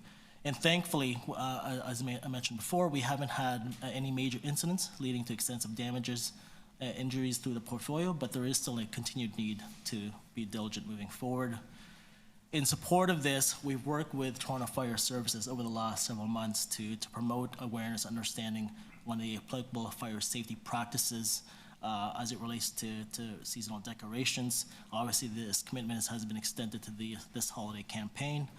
The poster that was initially developed and is included in the package, which has subsequently been taken down, does provide information on, I would say, the main areas of focus that we wanted to raise awareness about, such as not allowing the use of seasonal wreaths and doormats in common spaces, ensuring that trees are artificial and fire resistant, and also that some of the lights that are used are obviously CSA compliant, and that we not encourage the overuse of extension cords when we're lighting these lights up.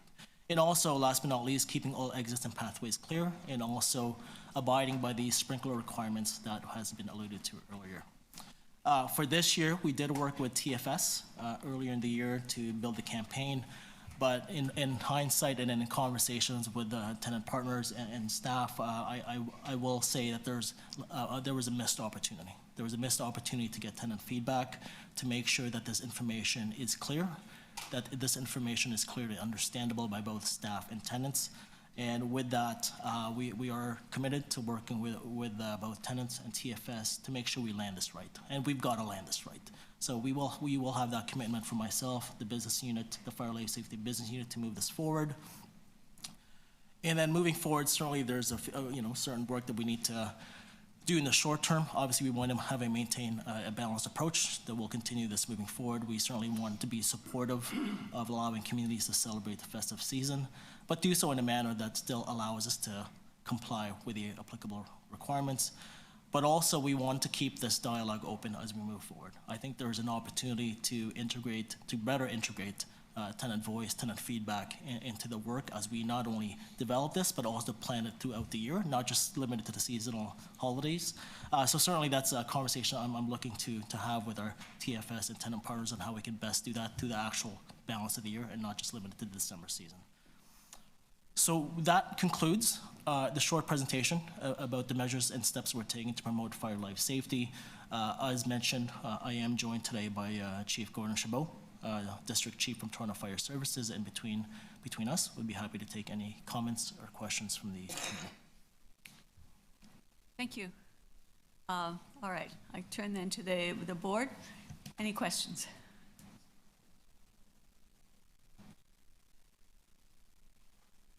Just see. I can't see Uba or Marcel, but okay. All right. Now everyone's on the screen. So any questions? Dan, you were looking as if yes. In Catherine's presentation, it was suggested that the rules are different from TCHC to private sector apartments. If I understood her correctly. Are they treated different? So perhaps I can get District Chief Chabot to comment on that. Good. Does that work? Can everybody hear me? Good morning. Good morning, Chair, and everybody else. Thank you for giving Toronto Fire Services the opportunity to be here. I'm Acting Division Chief Gordon Chabot with Toronto Fire Services. I just want to make it clear that the provisions from the Ontario Fire Code apply to all buildings in the City of Toronto. So we're applying the same, the fire code applies across all buildings in the municipality.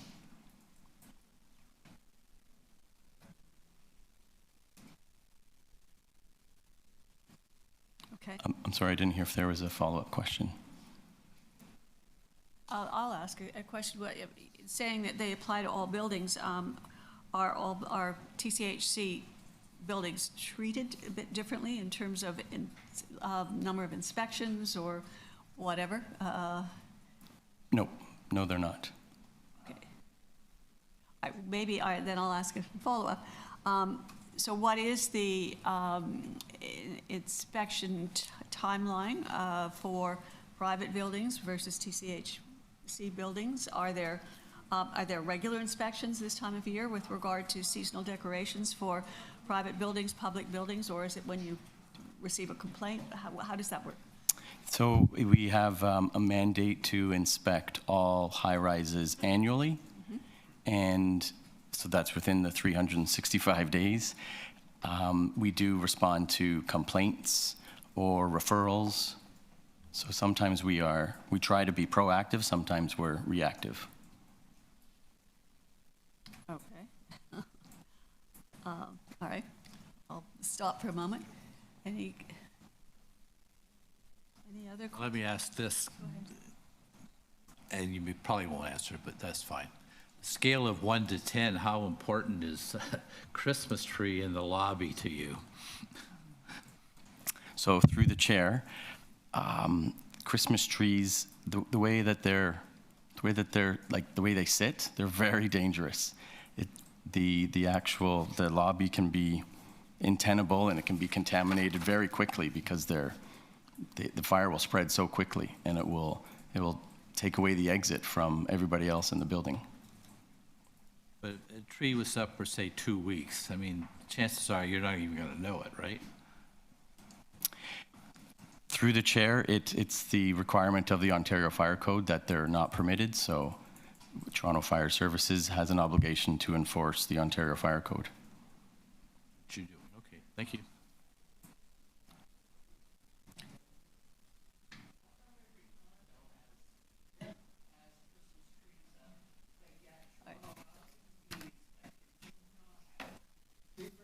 Okay, just,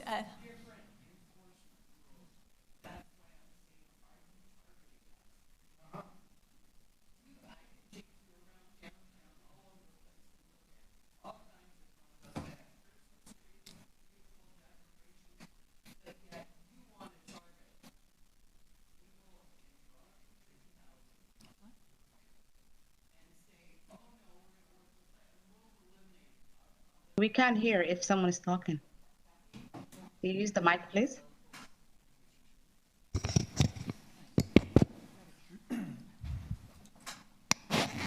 Sorry. It's okay. So I can take you all kinds of condos that have not 1, 2, 3, 4, 5 Christmas trees in their lobbies. Yes, they leave a path of egress, and for those listening, a path of travel so that it's clear so people can escape. And that it's just like telling tenants that they need to know about fire suppression. Most tenants don't know about that. And are you targeting Toronto community housing and saying, how come we can't have trees, but yet the condos have it? Is that socioeconomic discrimination? So why are you, with all due respect, sir, I'm sure you're really good at your job. I don't mind being in a room and having this conversation with you, but we weren't granted as tenants the opportunity to do just and have this conversation. But clearly, from our perspective, when we live all over this city and we see the condos are allowed Christmas trees, but you're telling us we don't get it, what's with that, sir? Through the chair, I understand your question, and per the Ontario Fire Code, a Christmas tree can be permitted in the lobby of any building as long as the lobby is sprinklered and has a smoke detector or smoke alarm in the area. So this allows for early warning. Smoke will happen first, and the smoke detector or smoke alarm will sound, and then early fire suppression from the sprinkler head. Smoke detector up either. So the early suppression from the sprinkler head, activated by the heat, will spray water over the fire. So these provisions from the fire code, we apply them to all buildings. So it's likely that a condo may have a Christmas tree in the lobby because they're sprinklered with the requirements of the fire code in place. Right, or it could be a building that's built before roughly 1975, like a lot of our buildings are, that may not have sprinklers, but we can certainly, I don't know, put a fire extinguisher right, as long as we're maintaining a path of travel, let's put a fire extinguisher right there. I don't mind about the smoke detectors. I'm sure we could hammer this out, but to blatantly work with fire life safety and disqualify our communities that have a very large percentage of buildings that were built, you know, without sprinkler systems. Because I can guarantee you, it's not in our budget to put sprinklers in all those buildings. Okay, I'm going to just, So that isn't going to happen. I'm just going to interject at the moment. I know Marcel has his hand up. Let's hear from Marcel, and then I'm going to ask staff for some comments too. Yes, Marcel.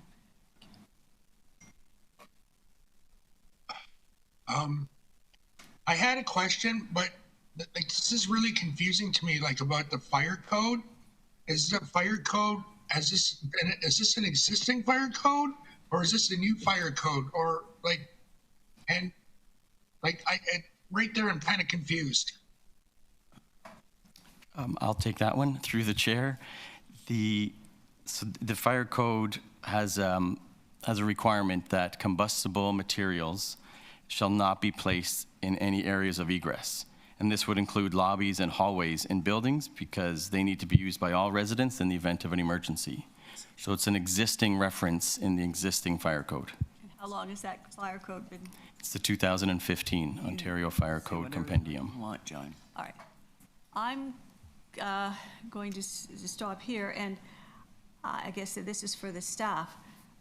How do we move forward? What do we do? I mean, I'm hearing, obviously, it's a very sensitive topic, and it's one that people feel quite strongly about, and obviously, and I guess one of the things I'm hearing very loudly, aside from the particulars of the issue, is lack of consultation and an ability to sit down and chat. What can we do about that?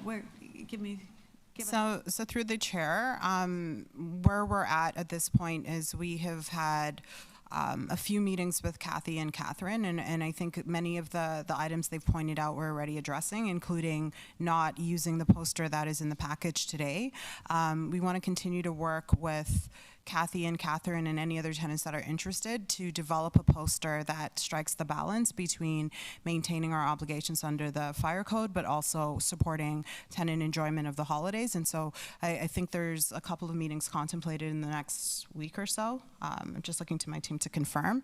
That will allow us to hopefully land at a happy medium. But we're committed to both listening and supporting tenants, but also respecting tenant safety in the fire code. Okay. Do we know when those meetings are scheduled, and what's been the process for letting tenants know? And so are you working with specific tenants or your tenants generally? What's the situation? So we can move. So to answer through the chair, to answer your first question, so the meetings have not been scheduled yet. I think what I'd like to do is connect with a few tenant representatives and also our partners at TFS to look at a certain timeline. Also, I think what would be helpful to make sure that we have a productive dialogue is to paper the concerns and questions at a time. And provide a formal structure to the conversation. And in terms of the revisions, the work to revise the current materials, I think that work will be underway. So I think it's a twofold process. There's going to be a process where we're going to broker a conversation with Toronto Fire Services and our key tenant partners, but also there's going to be work to amend the current information, posters that'll be posted in the building. Okay, when you say there's work to be done particularly with the poster, I mean, I'm noting that it's now November 21st. We see Christmas decorations everywhere at the moment. There isn't a lot of time left. Will you be amending that poster in consultation with the tenants? That's the intent, certainly. Well, I guess I register some concerns about the timing. I think you, and the fact that the meetings have yet to be scheduled. You don't have a lot of time. No, certainly, we wanted to at least have the benefit of the feedback of this group today. There is a group that's actually scheduled to meet later today in terms of lining up the next steps, and certainly we'll reach out with the appropriate tenant representatives. I don't know. Okay, thank you. All right, any other comments, questions from the directors? No? Marcel, yes, go ahead.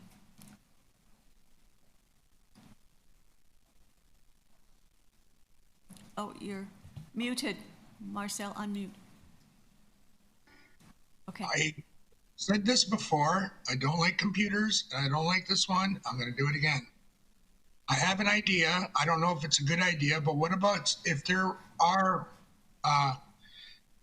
fireproof, whatever, Christmas trees and lights? What if they were secured to the wall so that they don't have any chance of falling over and impeding anybody's exit. Just a thought. So through the chair, I think all options are on the table. So I think we'll take that feedback back to the group and we'll review. Okay. All right, I just heard the comment from Ms. Birch about Toronto Fire. Will Toronto Fire be at the table? I think that would make some sense. Absolutely. Okay, all right. Well, I guess just a general comment I would have. I think that obviously to be at this point, this close to the holiday season is not great, and I think that point has been made. So certainly it's a lesson for the future in terms of timing. It may seem a bit silly in this hot summer months to be worrying about Christmas and other holidays, but it's not because those holidays come upon us very quickly. So obviously it's something that we should start looking at much earlier in terms of the timeline. Well, when I'm talking about looking at it, I'm talking about engaging, obviously, with the tenants and with fire services as well, I think. We have no jurisdiction over fire services, but I'm sure that they would be more than willing to have someone at the table to at least indicate what the code says and what can be done. Yes, of course, you bet. Okay, then. Okay. Well, it sounds like it hasn't fully happened, so let's do our best for this year to make what we can happen and to make sure that we're not in this position at the same time next year, okay? Which is about as much as we can do now. All right, is there a motion to come out of all of this that somebody could assist me with, or? Okay, I'm being told that what's appropriate for this one is simply a motion to receive, but I'll take that motion in a minute. But having said that, I think that it's pretty clear.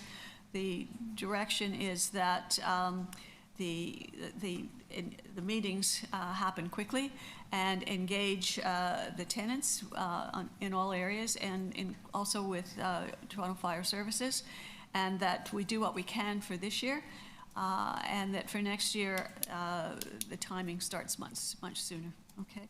All right, is someone prepared to make a motion then that, one of the directors, that we receive the information? Debbie, is there a second, or Marcel? All in favor? Okay, thank you. Thank you for your deputations. Thank you for attending. Okay. All right then, takes us to agenda item 8, which is the Region Park and community benefits vote. We do have a deputant, yes. On WebEx, okay. Thank you. All right, and that's Mr. Ali, is it? Okay, Mr. Waleed Ali, yes, go ahead, sir. Good morning, my friends. My name is Waleed Kogali Ali, and I'm speaking today as a long-standing resident of Regent Park and co-chair of the Regent Park Neighborhood Association. I also serve as co-chair of the Community Benefits Oversight Working Group, elected by residents to ensure that the commitments made under the Regent Park revitalization are honored. Before I get started, I just want to give a shout out to Catherine and Kathy for your excellent deputations. I was really impressed today. And I want to ask the board to look at the meeting package, specifically the proposal dated July 29, 2025, implementing the community benefits framework, community oversight over employment and economic development allocations in Regent Park, phases 1-5. That will be a great resource. So today I want to reflect on the revitalization process, highlight significant concerns about the community governance and accountability, and offer a constructive path forward, rooted in the commitments TCHC has made to residents over 2 decades. And I just want to acknowledge that there has been progress at the Community Benefits Oversight Working Group. Shout out to Tiffany Lambert, Isha, Will Mendez, and the amazing TCHC staff that have been supporting residents through this process. But I'm going to provide some context to the proposal that we submitted to our CEO of Toronto Community Housing, Sean Baird, on August 7, 2025, which was a detailed proposal regarding the implementation of the community benefits framework, focusing specifically on community oversight over employment and economic development allocations, and ensuring decisions align with the community priorities and CBOG endorsed recommendations. The first thing I'm going to talk about is the commitments under the revitalization framework, which must be upheld. Region Parks revitalization is governed by 12 Region Park community planning principles. Principle 4 is meaningful community involvement in decision making. The community benefits framework, which was signed on March 4th, 2020. CBOG's terms of reference, co-developed by TCHC and RPNA, and the RFP 19159, which governs revitalization obligation for phases 4 and 5. Across all these documents, TCHC consistently commits to shared governance, transparency, and resident leadership. While there have been important opportunities for community engagement, recent actions contradict these commitments, particularly around the employment and economic development allocations. So I'll talk about the misalignment with community priorities and CBOG decisions. I spoke about this at the last board meeting, the previous board meeting, where I spoke to the CBOG endorsed sense-making report, which was dated August 17, 2023, developed through a rigorous process engaging over 1,000 community members, which recommended 2 evidence-based allocations for employment and economic development, specifically 33%, which is 8.93 million, formally adopted by CBOG as per its terms of reference, and 39.77%, which is 10.6 million, based on community-supported scenarios. Despite this, the proposals that were presented to the community were 50% of the 26.8 million employment and economic development packages. It's our opinion that this directly contradicts documented community feedback, disregards CBOG decisions, and was never transparently introduced to CBOG prior to the vote. And we have been on a journey to address the damage to trust and the violations of the very governance structure TCHC committed to. When feasibility concerns were raised, they were vague, undefined, and unsupported by the RFP or revitalization agreements. The next thing I'm going to quickly talk about is the ambiguity and misinterpretation of feasibility in RFP 19159. The RFP clearly identifies employment as direct investment, stating TCHC expects that any direct investments commitments made through the either CED contributions or commitments to the social development plan will allow for flexibility and allocation based upon the needs of TCHC, RPNA, TCHC Tenants Council, and other stakeholders. That's on page 18 of the document. Section 5.3.1E explicitly evaluates proponents based on local employment, training and scholarship commitments, and support for the social development plan. Nothing in the RFP prohibits this employment allocation endorsed by CBOG. Nothing supports the shift to 50%. So I want to talk about the erosion of community governance and transparency. The community benefits framework co-developed by RPNA and TCHC leadership included former TCHC staff Sean Major, Kelly Skeeth, and Vincent Tong, and it designated CBOG as a governance body for the entire 26.8 million community benefits package. So when there was this unilateral reallocation, it breaches that commitment, it undermines the community-led governance, and it weakens transparency, but also damages long-standing trust between residents and TCHC. For revitalization to succeed, commitments must be upheld.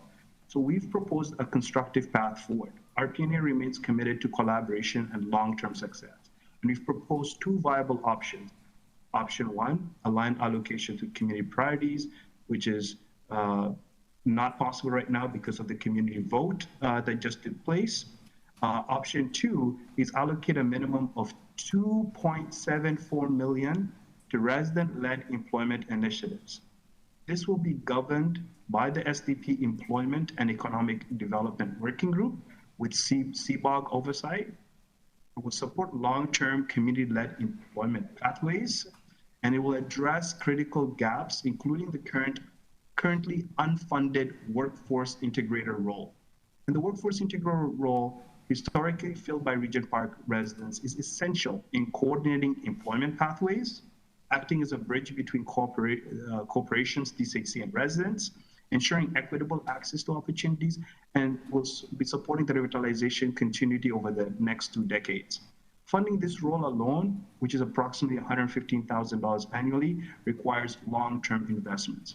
In closing, Regent Park is a model for revitalization across the country, but its success depends on one fundamental principle, my friend.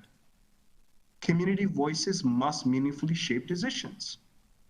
TCHC made commitments through the 12 planning principles, the community benefits framework, the RFP, and the CBOC terms of reference to ensure transparency, shared governance, and resident leadership. Today, I'm asking the Tenant Services Committee to ensure that these commitments are upheld. Direct staff to realign employment allocations with community-endorsed scenarios, restore trust by reaffirming CBOC's role as the governing body for the community benefits package, and RPNA stands ready to collaborate. Our goal is to complete this work together, openly, respectfully, and in full alignment with the commitments made to Regent Park residents.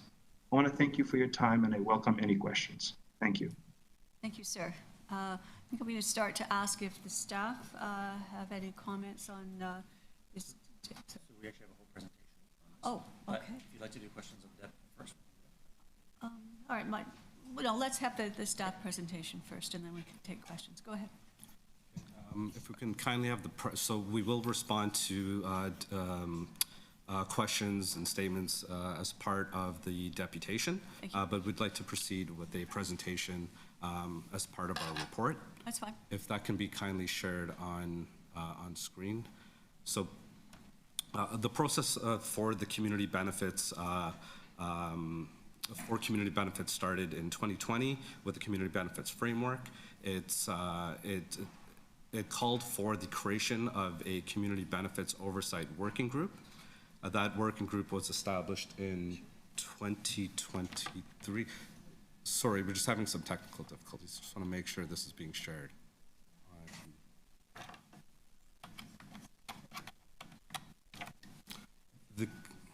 Should I do it this way?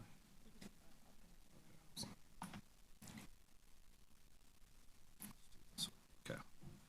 So the Community Benefits Oversight Working Group was established in 2023 and comprised of 20 members from Regent Park, including TCHC tenants and market residents living in non-TCHC buildings within Regent Park.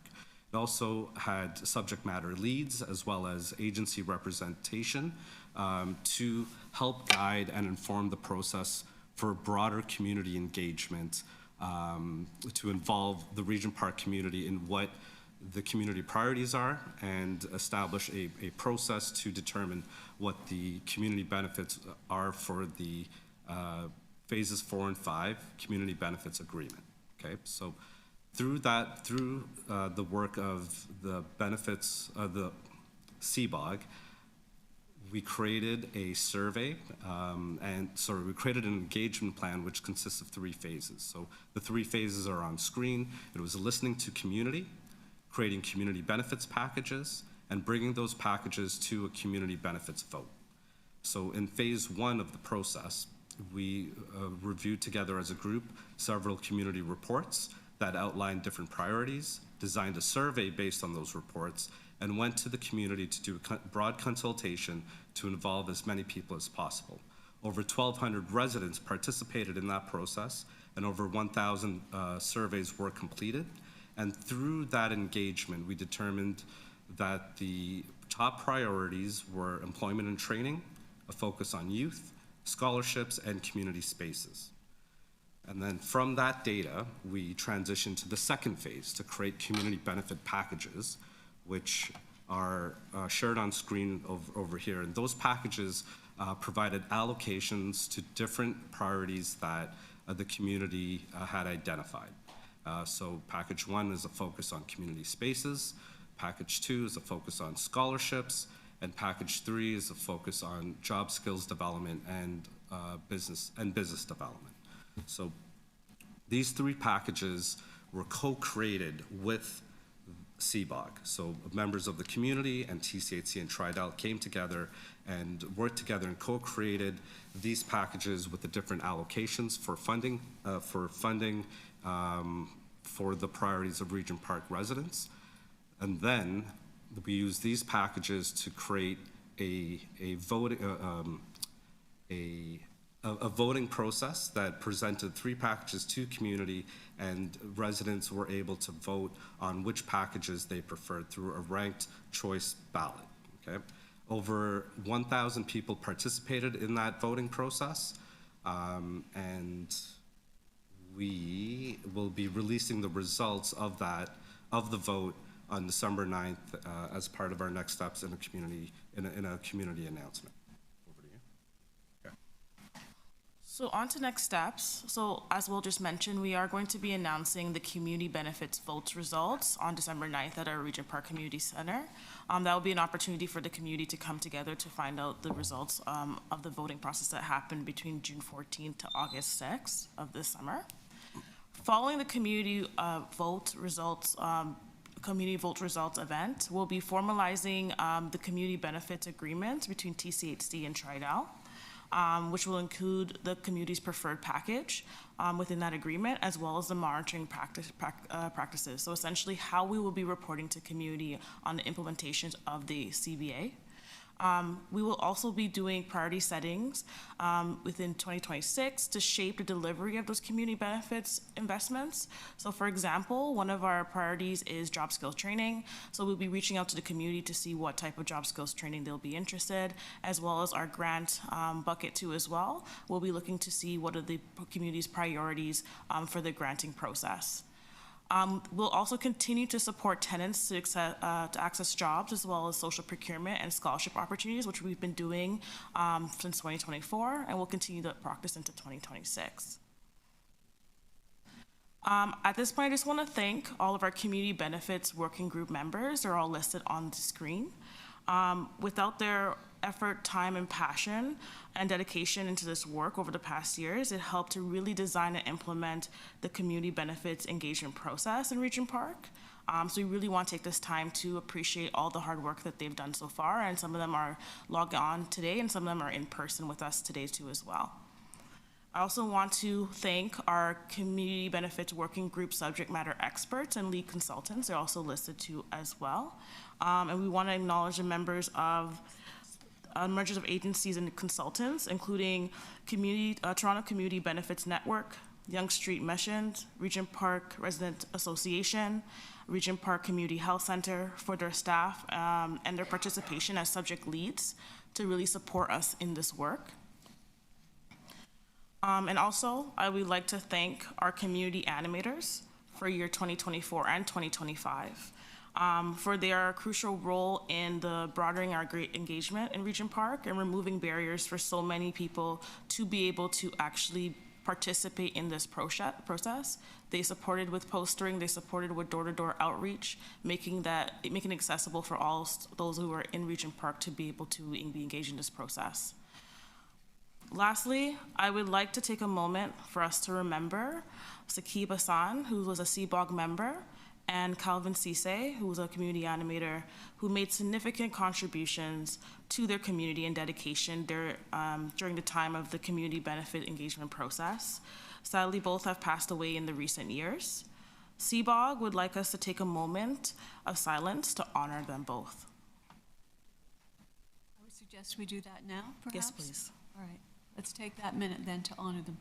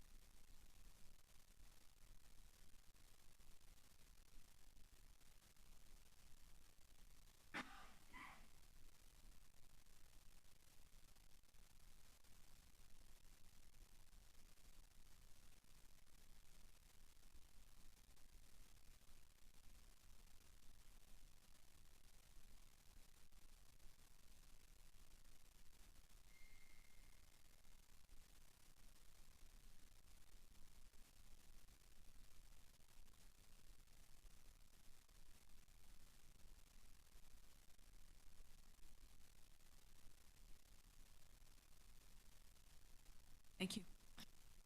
Thank you.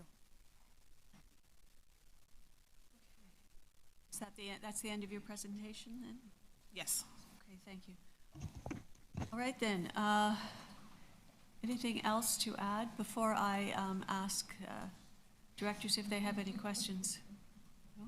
All right, are there any questions from the directors?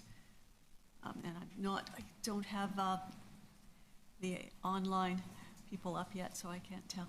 Ah, great.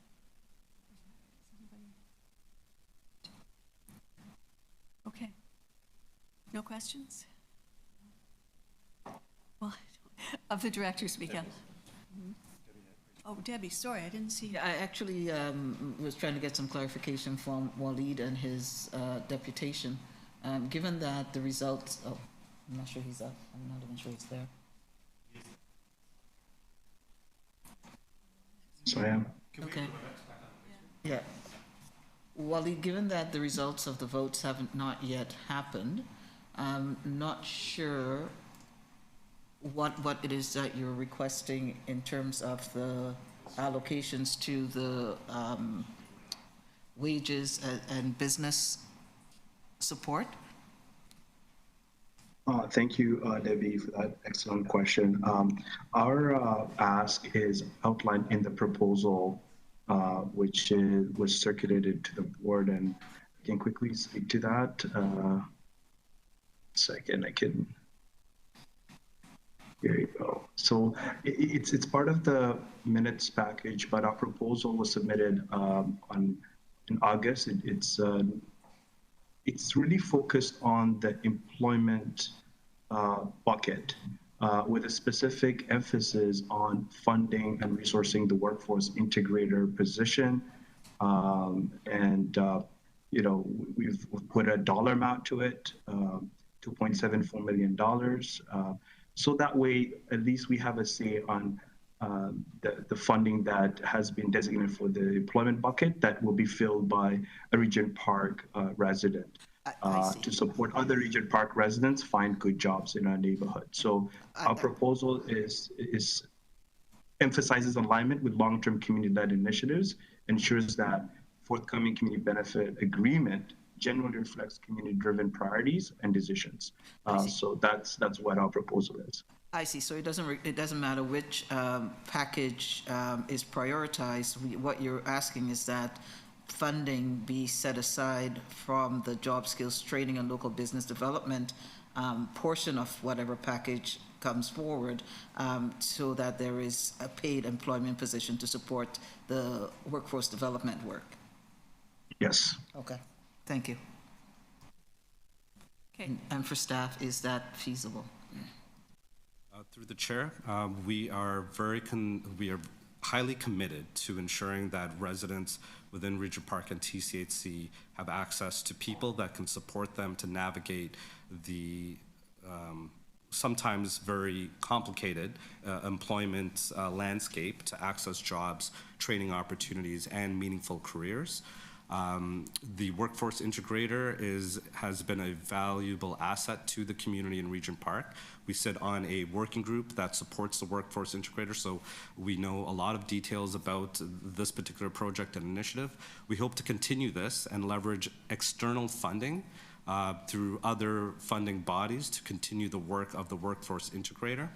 In the event that we're unable to secure that type of funding and continue the program in its current state, we will need to continue to rely on 2 to 3 of the employment service providers that are currently funded by Employment Ontario within Regent Park and TCHC and Tridel and Daniels, because they're still here as well, and the City of Toronto to come together and coordinate the activities along with the high number of other agencies and grassroots groups in the community to engage and support people who are looking for jobs. Okay, because the workforce integrator, just so for clarification, plays a case management support role to supporting people as they navigate employment, and we want to continue that.